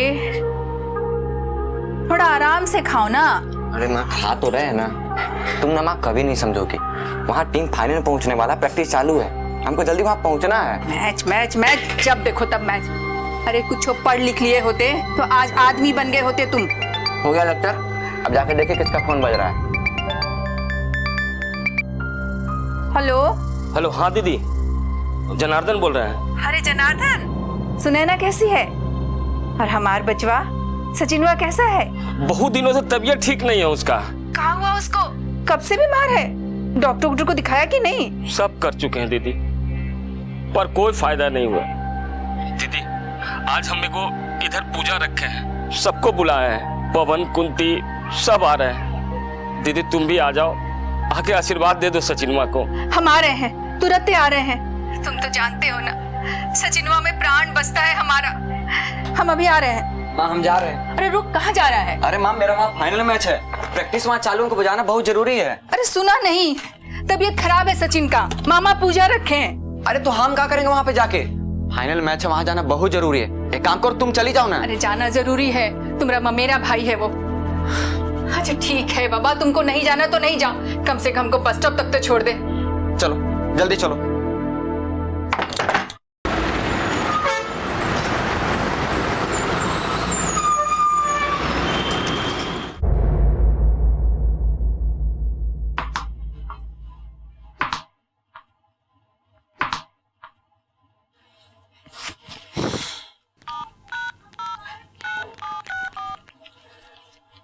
The number you have called is currently switched off.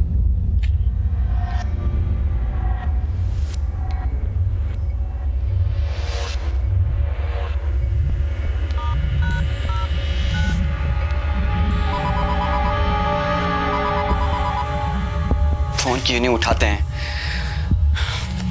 क्या आज खेलने नहीं चलोगे क्या? अच्छा कल का मैच देखा तूने? विराट कोहली ने क्या सेंचुरी बनाई?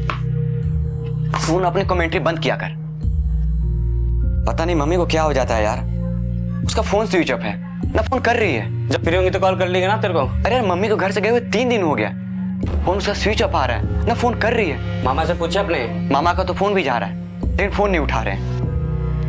पता नहीं लोग फोन क्यों रखते जब फोन उठाना नहीं होता है। अब मुझे जाकर पता लगाना पड़ेगा कि बात क्या है।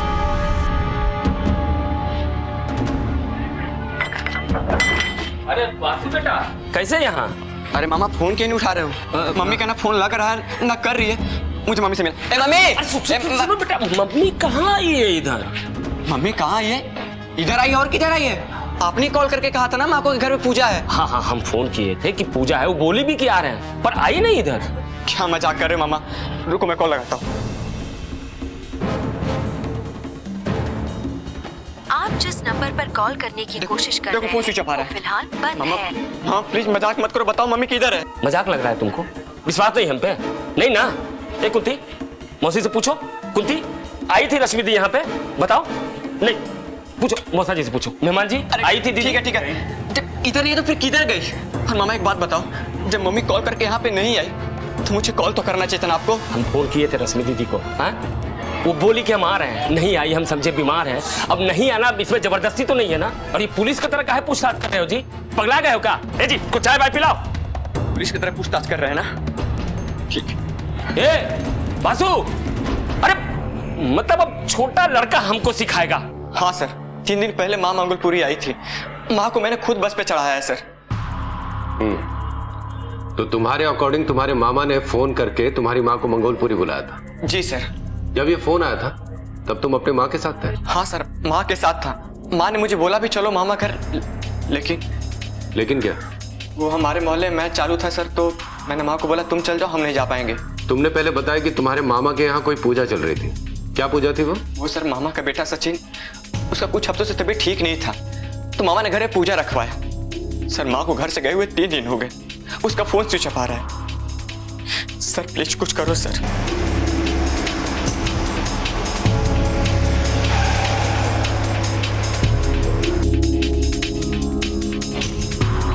ये तुम्हारा मामा है? नहीं, ये हमारे मौसा जी हैं। जनार्दन का है? देखो अंदर देखो। साहब ऑटो लेके काम पे गए। अच्छा, कब काम से कब वापस? अब साहब को टाइम फिक्स नहीं है कभी। साहब बासु, क्या बात है? सर ये हमारे मामा जी हैं। इसकी मम्मी को फोन करके तुमने यहाँ बुलाया था? बुलाया तो था, लेकिन कहाँ है वो?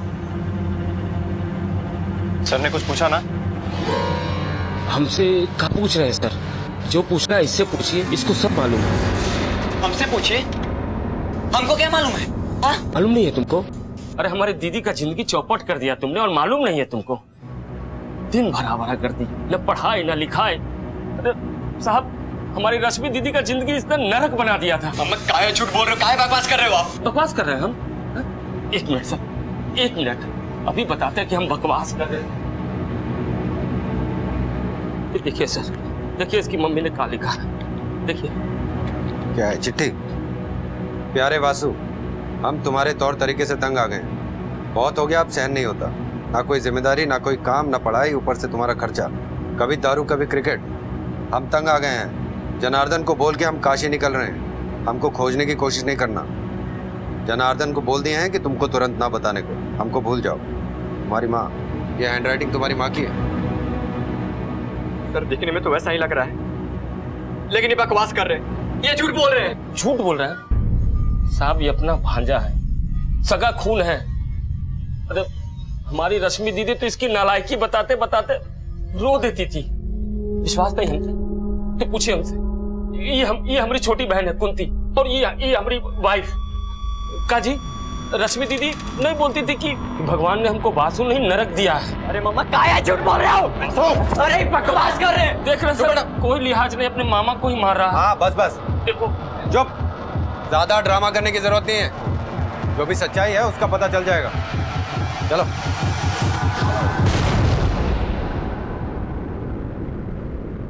वासुदेव के कारण मां चली गई, या मामा ने एक बहन को एक बुरे बेटे से निजात दिलाई, या फिर यहां पर कोई बहुत ही गहरी साजिश थी? फिलहाल वासु अपनी मां के काशी जाने की बात और अपने बुरे होने की बात को बिल्कुल मानने को तैयार नहीं था। सर वो मामा जो बोल रहा है वो गलत बोल रहा है सर, वो झूठ बोल रहा है। क्यों गलत बोलेगा वो? हाँ, क्या वजह उनकी झूठ बोलने की? पता नहीं सर, लेकिन इतना पता है सर वो झूठ बोल रहे हैं। सर मैंने आज तक किसी से कोई लड़ाई झगड़ा नहीं किया, मुझे फंसाया जा रहा है। सर माँ मुझसे बहुत प्यार करती है, मामा झूठ बोल रहा है, वो गलत बोल रहा है। अगर आप चाहो तो मेरे मोहल्ले में जाकर किसी से भी पूछ लो, या मेरे एरिया के थाने में किसी से जाकर पूछ लो, मेरे नाम का कोई भी शिकायत या कोई भी आपको कंप्लेन नहीं मिलेगी। लेकिन मामा झूठ क्यों बोलेगा?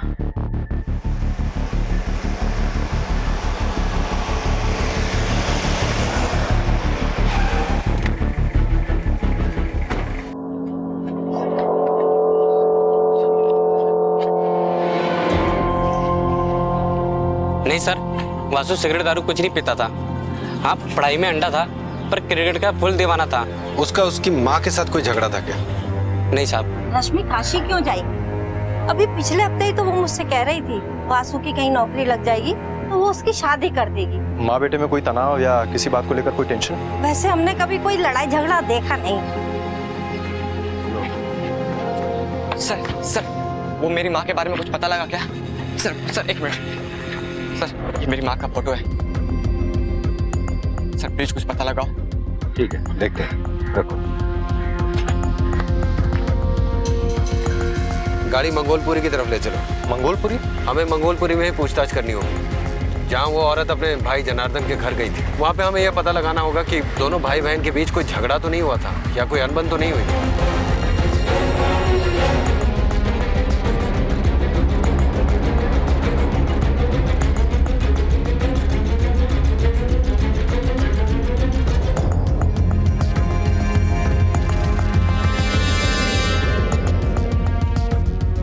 3 दिन पहले हमने एक लाश को जलते हुए देखा था, वो अपना शमशान है ना वहां पर।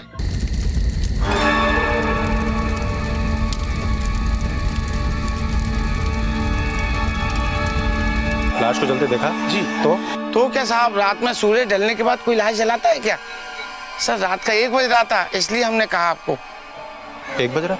नाले की तरफ चलते, तुम चलो हमारे साथ। हाँ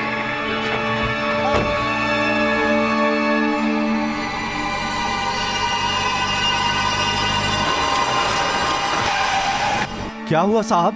तुम यहाँ पर इंचार्ज हो? हाँ साहब। यहाँ 3 रात पहले तुमने कोई लाश जलाई थी? हाँ साहब जलाई थी। किसकी? नाम तो नहीं मालूम साहब, पर वो ऑटो ड्राइवर है ना जनार्दन, वो किसी को लेके आया था जलाने।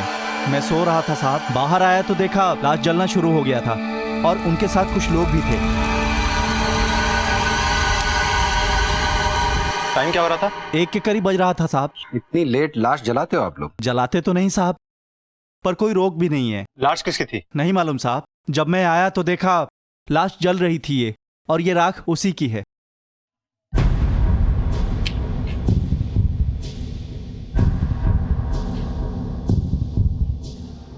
लाश को जलाते वक्त कोई एंट्री की थी तुमने? साहब वो मैं नींद में था, इसलिए पर्ची बाद में बनाया। कोई डेथ सर्टिफिकेट दिया उन्होंने? मेरी तबीयत खराब थी। तबीयत खराब थी या दारू चढ़ा रखी थी? इसको गाड़ी में बैठा। अरे साहब, पर मैंने क्या किया है? इस राख का सैंपल फॉरेंसिक में भेजो। Okay sir. और जनार्दन और वासु को भी बुलाओ। Okay sir. सर हम बोल रहे हैं सर। ये सुनाना बंद कर और बता किसकी लाश जलाई थी उस दिन? सर किसकी लाश? रश्मि दीदी। अब याद आया तुझे? पहले तो कह रहा था काशी गई है, अब कह रहा है मर गई। नहीं सर, वो काशी जाने वाली थी, पर सुबह सुबह बहुत तबीयत खराब हो गई थी उनकी। कहानी सुनाना बंद कर। सर मैं सच बोल रहा हूँ सर, रश्मि दीदी को अस्थमा था।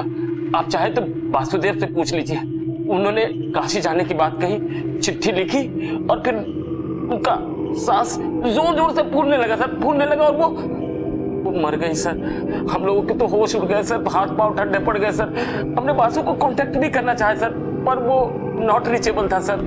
लाश कहीं सड़ न जाए इसलिए जलाना पड़ा सर। तो जब वासु तुम्हारे घर पे आया तो उसे ये बात क्यों नहीं बताई तुमने? सर मैं आपको पहले ही बता चुका हूँ, दीदी उससे कोई कांटेक्ट नहीं रखना चाहती थी। एकदम नालायक लड़का है। कोई कहानी हो ना तुम्हारे पास, सोच के रखना। और तेरी ये अस्थमा वाली कहानी अगर सच नहीं निकली तो तेरी कहानी मैं बनाऊंगा। सर मेरी बात तो सुनिए सर। वासु, क्या तुम्हारी माँ को अस्थमा था? जी। क्या हुआ? देखो वासु, तुम्हारे मामा ने हमें यह बताया कि तुम्हारी माँ की मौत हो गई है अस्थमा से, और उन्होंने लाश भी जला दी।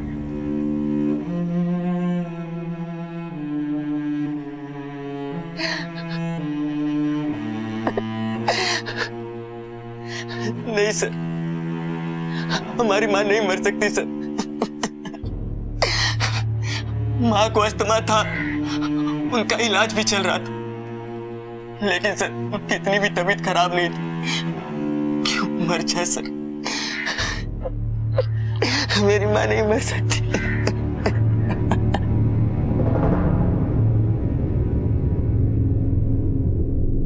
सर राख का सैंपल मैंने फॉरेंसिक के लिए भेज दिया है। वासु ने भी ये कंफर्म किया है कि उसकी माँ को अस्थमा था। लेकिन सर कुछ समझ में नहीं आ रहा है, वासु की माँ को अस्थमा का ऐसा अटैक पड़ा कि डॉक्टर तक को बुलाने का मौका नहीं मिला। और इतनी भी क्या जल्दी थी कि बिना बेटे को बताया लाश जला भी डाली, वो भी रातों रात। यह जनार्दन भी बार बार अपना बयान बदल रहा है। इसे 2 दिन की रिमांड में लो। इससे थोड़ी और पूछताछ करनी पड़ेगी। सर, ये जरूर कुछ छिपा रहा है, क्योंकि इतनी सफाई से कहानी वही सुना सकता है जो या तो सच बोल रहा या फिर पूरी तैयारी के साथ कुछ छिपा रहा। पहले खत, फिर अस्थमा के कारण एक महिला की मौत और फिर आधी रात में उसका अंतिम संस्कार। घटना के इस क्रम में इंस्पेक्टर रघुवीर को एक साजिश नजर आ रही थी। जनार्दन की पुलिस रिमांड खत्म होने को थी, लेकिन रश्मि की मौत की वजह अभी तक पता नहीं चल पा रही थी। पुलिस को अब इंतजार था कुछ ऐसे सबूतों का जो इस गुत्थी को सुलझा सके।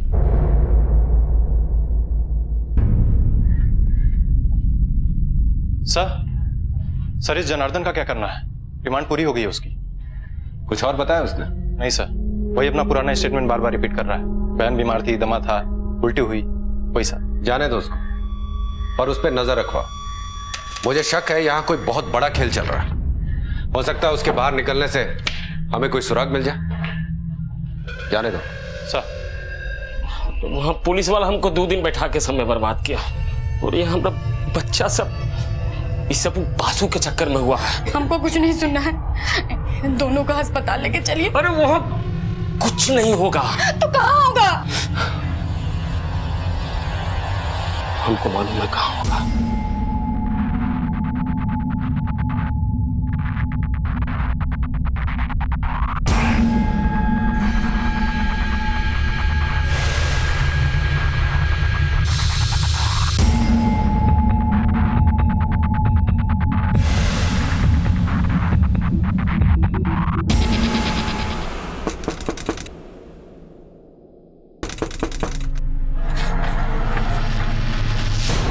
अरे जया दीदी, कल सुबह को पूजा है, आपको आना है। हाँ, अरे रेखा दीदी, कल सुबह को पूजा है, आपको आना है, ठीक है? किस बात की पूजा? तुम्हारे घर तो सूतक चल रहा है ना? हाँ दीदी, उसी के लिए पंडित जी बोले हैं कि पूजा कराना जरूरी है, आप आइएगा जरूर। हाँ? अरे दीदी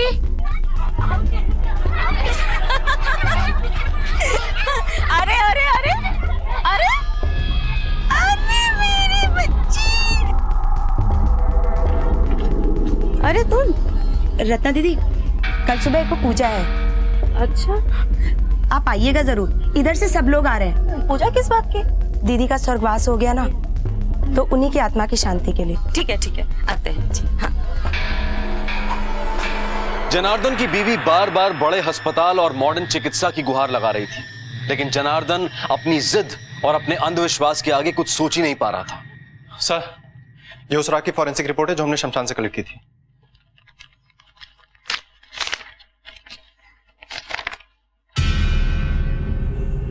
ये क्या? राख में किसी बॉडी के कोई अवशेष नहीं मिले।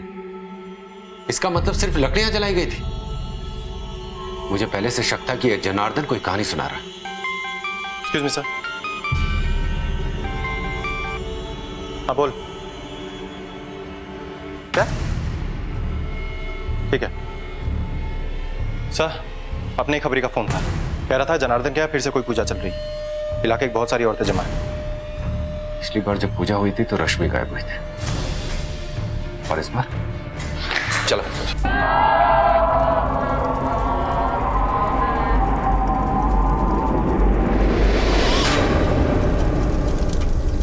सबके माथे में लगा दो। जी पंडित जी। ये क्या है? अरे लगा लो, वरना अब शगुन होगा। जी पंडित जी।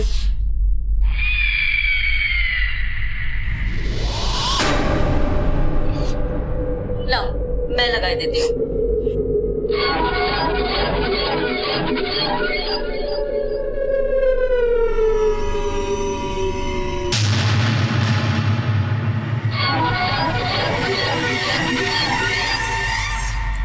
घबराने की बात नहीं है, तुम्हारा लड़का ठीक हो जाएगा। हिम्मत रख, हिम्मत। ओझा जी, इनमें से कौन?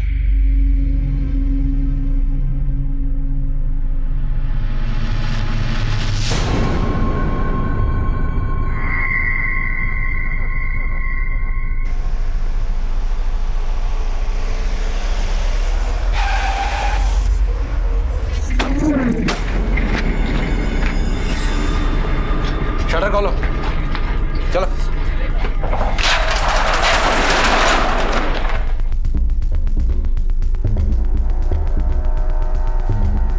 अंदर चेक करो।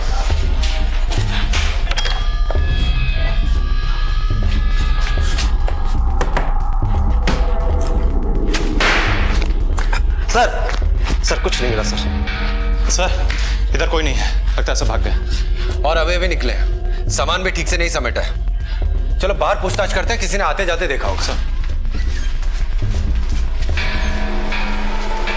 एक मिनट।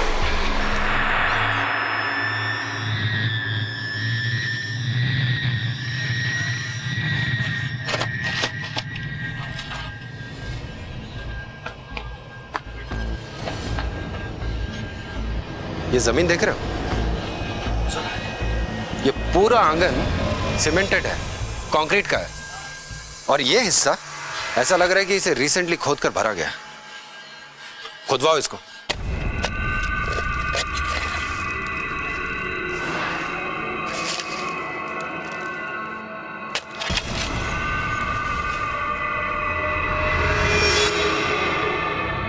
सर ये मेरी माँ का फोटो है। ये रश्मि है, वासु की माँ। लाश को पोस्टमार्टम के लिए भेजो और इसके बेटे को इन्फॉर्म करो। वो वासु की मां अंधविश्वास की बलि चढ़ गई और शायद अपने ही सगे संबंधियों के हाथों। और अब एक और अबला नारी उन दरिंदों की गिरफ्त में थी। पुलिस अपराधियों को पकड़ने के लिए तेजी से उनकी ओर बढ़ रही थी और उम्मीद थी कि इस बार देर नहीं होगी। इस बार अंधविश्वास का राक्षस किसी को नहीं खाएगा। और कौन कौन गया था? सर सभी लोग गए थे, राधा, आरती, शिखा की माँ। अब आप ही बताइए सर, पड़ोस वाली बात है, किसी को मना तो कर नहीं सकते ना। साथ में कोई पंडित भी था? हाँ ना सर, वही जो हम लोगों के यहाँ पूजा पाठ करवाता है। निरंजन पंडित नाम है उसका, वही था।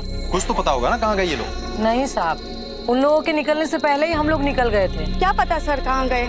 अभी इधर ही अपने घर में पूजा करवा रहे थे। कल तक एक बेटा बीमार था, अब दूसरा भी बीमार हो गया। सर पूजा तो हुई थी, लेकिन जनार्दन और उसके परिवार वाले कहाँ गए इसका कोई पता नहीं। ये मामला उलझता ही जा रहा है, हमें अर्जेंटली कोई स्टेप उठाना होगा। वो बच्चा गायब हुआ, फिर लाश आंगन में मिली। साहब 4 घंटे से साथ मेरी घरवाली मेरे घर नहीं आई साहब। तो थाने जाओ ना, रिपोर्ट लिखवाओ। मैं थाने में ही जा रहा था, मैंने आपको इधर देखा था, मैं सोचा इधर ही बता दूं साहब। पूजा में गई थी वो। क्या पूजा? कौन सी पूजा? वो जनार्दन घर पूजा था साहब, वहीं गई थी। नाम क्या था उसका? रत्ना।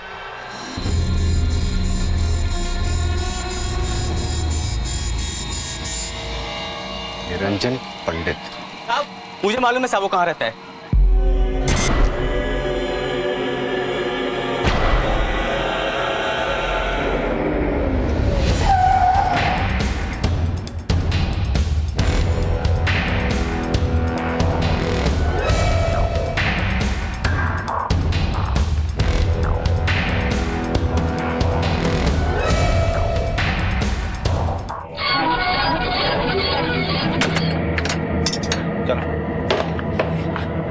वहां चेक करो, इसमें चेक। डायन कभी अकेले काम नहीं करती, जोड़े में काम करती है। ये औरत जोड़ीदार है उसकी। इसका इलाज करो। जब तक इसका इलाज नहीं होगा तब तक तुम्हारे बेटों पर इसका प्रकोप रहेगा। आप बोलते जाइए ओझा जी, हम सब करेंगे। इसका इलाज जरूरी है। तेरे बड़े बेटे पर घात लगाए बैठी है, लेके जाएगी उसे। लेके जाएगी? अरे इसका तो हम प्राण सुखा देंगे। इधर देखो।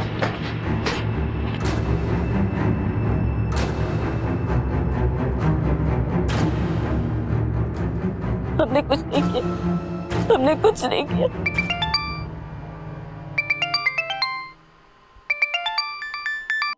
हाँ बोल। सर अपने खबरी का फोन था, उसने जनार्दन और उसके परिवार वालों को जमुना नदी के पीछे वाले खंडर में देखा है। साहब मेरी बीवी होगी वहां पे, उसके साथ 2 बच्चे भी थे।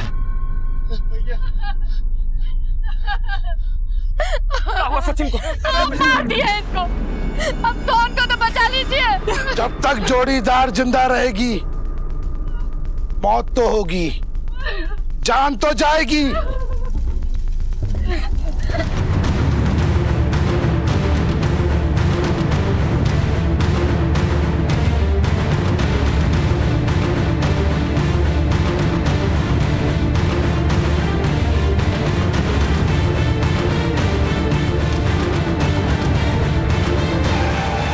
इस तरफ सर।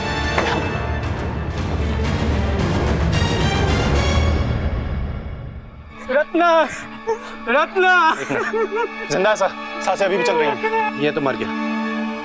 एम्बुलेंस बुलाओ और आसपास का सारा एरिया छान मारो जल्दी। क्या देखा था तुमने? जब तक जोड़ीदार जिंदा रहेगी मौत तो होगी। अरे कोई देख लिया है? जब मैं आपका नंबर ट्राई कर रहा था इतने में मैंने देखा वो लोग दूर उधर जंगल से भाग रहे थे। आसपास के सारे क्लिनिक, सारे हॉस्पिटल छान मारो। जनार्दन के 2 बेटे थे ना सर, एक मरा है, दूसरे को बचाने के लिए वो पूरी कोशिश करेगा और शायद किसी हॉस्पिटल में जाए। कम ऑन क्विक चलो। सही समय पर पुलिस की कार्रवाई से वक्त रहते रत्ना को अस्पताल पहुंचा दिया गया और जनार्दन अपनी बीवी और एकमात्र जीवित बच्चे को लेकर भाग निकला। वो इतना विवेक शून्य हो गया था कि उसने अपने 8 साल के बच्चे की लाश भी वहीं पर छोड़ दी और इधर पुलिस ने उनके लिए चारों तरफ रेड अलर्ट जारी कर दिया था। इस इन्वेस्टिगेशन को एक सही और पुख्ता दिशा मिली इंस्पेक्टर के इस तर्क से कि अब वो हॉस्पिटल या किसी क्लिनिक में मिलेंगे। सर, ये बच्चे की पोस्टमार्टम रिपोर्ट। हॉस्पिटल्स और क्लिनिक से कुछ पता चला? अभी तो नहीं सर, 4 टीमें निकली हैं अपनी। पर सर, क्या आपको लगता है कि ये लोग अब हॉस्पिटल जाएंगे? हाँ, अब जाएंगे हॉस्पिटल। तांत्रिक को तो ट्राई कर लिया, बच्चा बचा नहीं। अब वो हॉस्पिटल ही जाएंगे।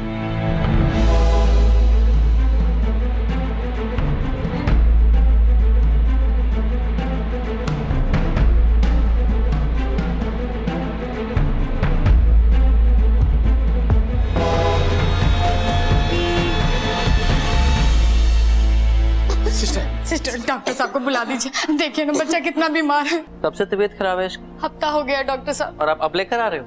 दिखता नहीं बच्चा कितना खांस रहा है, कितनी तबीयत खराब है इसकी। सिस्टर, ब्लड टेस्ट की तैयारी करो। ये सब आपके कारण हुआ है। सचिन माँ को भी यहाँ ले आते तो आज ठीक हो गया होता। वो बाबा के चक्कर में सब सत्यानाश हो गया। रश्मि दी, रत्ना, हम अपने आप को कभी नहीं माफ कर पाएंगे। दिमाग खराब हो गया, चुप रहो। हाँ, दिमाग खराब हो गया। इतना सब होने के बाद कहाँ से दिमाग ठीक होगा? सही कहा उसने, दिमाग बिल्कुल ठीक नहीं रह सकता। ले चलो इन सबको। हमारा बचवा हॉस्पिटल है। सर, मैं सब कुछ बताता हूँ सर, पर एक विनती है, हमारे बेटा सोहन को हॉस्पिटल से मत लाइएगा, नहीं तो वो भी मर जाएगा सर। अपने बाप होने का झूठा नाटक मत कर मेरे सामने। अगर इतनी फिक्र थी अपने बच्चे की तो फिर अपने पहले बच्चे को हॉस्पिटल लेकर क्यों नहीं गया? हाँ, बाबा के पास क्यों गया था? सच सच बता मुझे। बताता हूँ सर, सब बताता हूँ। हमारा छोटा बेटा सचिन बहुत दिनों से बीमार चल रहा था सर। घर के पास के डॉक्टर को भी दिखाया, दवा दारू इंजेक्शन सलाइन सब दिया गया सर, पर कोई फायदा नहीं हुआ। अब जब डॉक्टर काम नहीं आए तो क्या करते हैं? ऐसे में हमारा एक दोस्त बोला कि हमारे बच्चे पे किसी ने कुछ कर दिया है। बिहार से हो ना? है तो क्या वहाँ डाइन जोगी नहीं होता क्या? नहीं होता तो है, पर यहाँ दिल्ली में ये सब। वहाँ डाइन हो सकता है तो यहाँ काहे नहीं हो सकता है? भूत प्रेत डाइन सब होता है और हर जगह होता है, पर उसका इलाज किसी डॉक्टर या हकीम के पास नहीं होता है। उसके लिए एक खास आदमी होता है जो डायन को झाड़ता है और उसका कोप काटता है हमारे पास एक आदमी, देते हैं तुम्हें नंबर उसका, नोट करो, निकालो फोन। कुछ कर दिया है मतलब? सर वही जादू टोना, और उसी ने ओझा का नंबर दिया सर। फिर ओझा ने कहा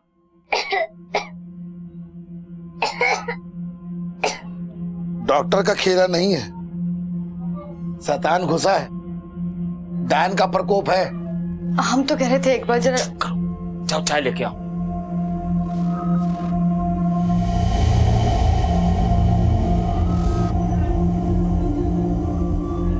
डायन? कौन डायन? डायन है डायन। तो कुछ कीजिए ना ओझा जी। हम क्या करेंगे? सब तुमको करना है।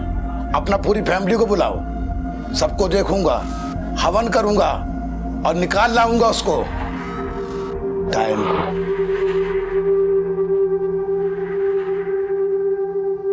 रश्मि दीदी बहुत अच्छी थी, सचिन माँ का बहुत ख्याल रखती थी। रश्मि दी हमको बोली थी सचिन माँ को बड़े अस्पताल में दिखाने के लिए। हम इनको बोले भी, समझाए भी, पर वो ओझा के चक्कर में।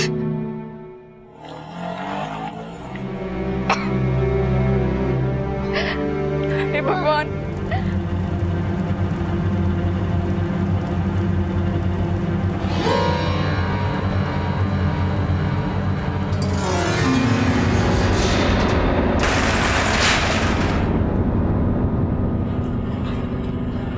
गटर काहे गिरा दिया? ये क्या कर दी तुमको तो हम अपना समझे थे ना, अपने ही घर में टोना टोटका कर डाली तुम। शर्म नहीं आया तुमको? अरे सचिन तो तुम्हारे बेटा जैसा था ना, इस पे ही टोटका कर दिया तुमने। चुप कर, ताप के जा रहा है, दिमाग खराब हो गया तुम्हारा। ना, पहले खराब था दिमाग, अब ठीक है। ये घर में किला ठोकी है, किला, समझ गए? घर को बर्बाद कर देगी ये, पूरा घर को। चुप कर पंडित जी, अरे देखिए ना क्या बोल रहा है ये तो कह रहा है आए ना तू डायन। हे बाबू, ये पंडित बता रहा तुमको, इसके बहकावे में मत आना बाबू, बैठ पड़ते हैं बाबू। ए बहू, ठीक नहीं कर रहे हो तुम लोग। भैया ये तो मर गई। निकल गई, डायन की आत्मा निकल गई। अच्छा हुआ मर गई। अरे आज ही मेरे बच्चे को डस रही थी, कल तुम लोगों के बच्चे को खा जाती। जिंदा रह के करती भी क्या? डायन थी, डायन। ओझा जी, अब आगे क्या? उसे आज रात घर के सामने गाड़ देना, 3 हफ्ते तक तर्पण, और उसके बाद डायन की आत्मा विलीन हमेशा के लिए।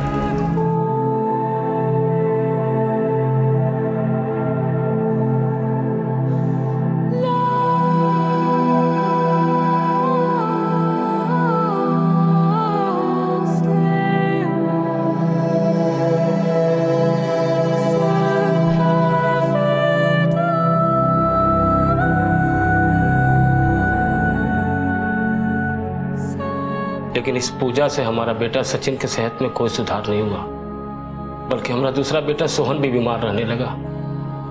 कुछ समझ में नहीं आया, फिर ओझा के पास चले गए।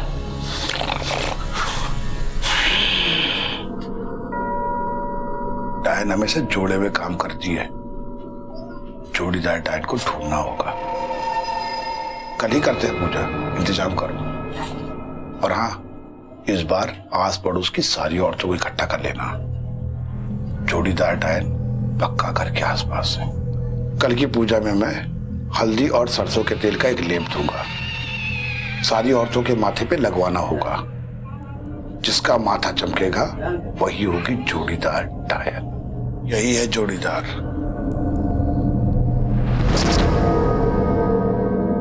सर, बहुत बड़ी गलती हो गई सर।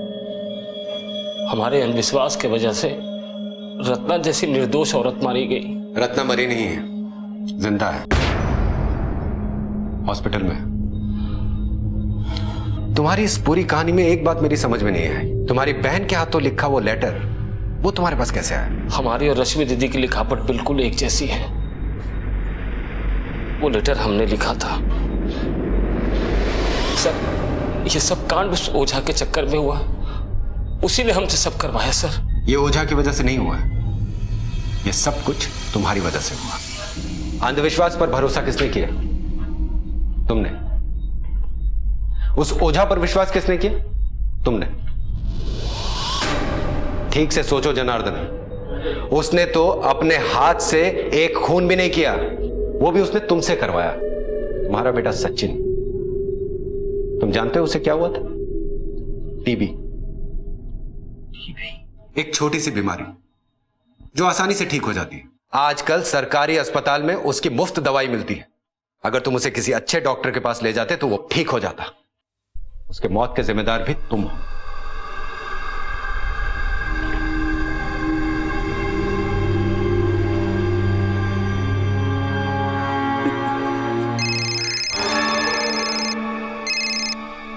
हेलो, हमारा बेटा सोहन बहुत बीमार है ओझा जी, कुछ कीजिए ना। अब कुछ नहीं हो सकता। सुन, फोन काट तू। नहीं, 1 लाख तक खर्चा करेंगे ओझा जी, 1 लाख तक। लाख रुपए?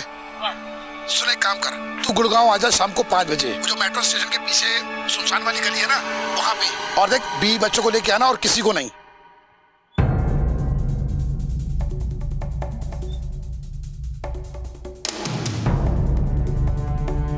ओझा जी, चलो, 20 बच्चा कहाँ है? वो हॉस्पिटल में हो जा बाबू। पकड़ पकड़ इसको, पकड़ो।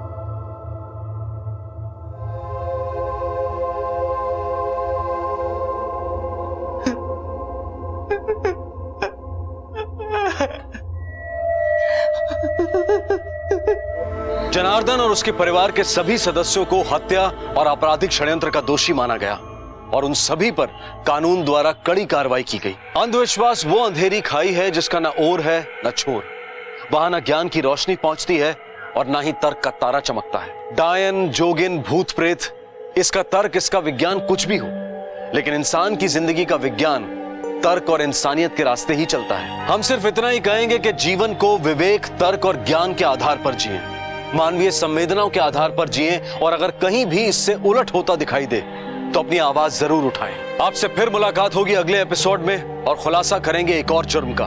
तब तक अपना ख्याल रखें, स्वस्थ रहें और देखते रहें क्राइम पेट्रोल। सबक एक को, सीख हम सबको। जय हिंद। क्राइम पेट्रोल के और भी दिलचस्प कहानी देखने के लिए हमारे चैनल को सब्सक्राइब करें और बेल आइकॉन दबाना न भूलें।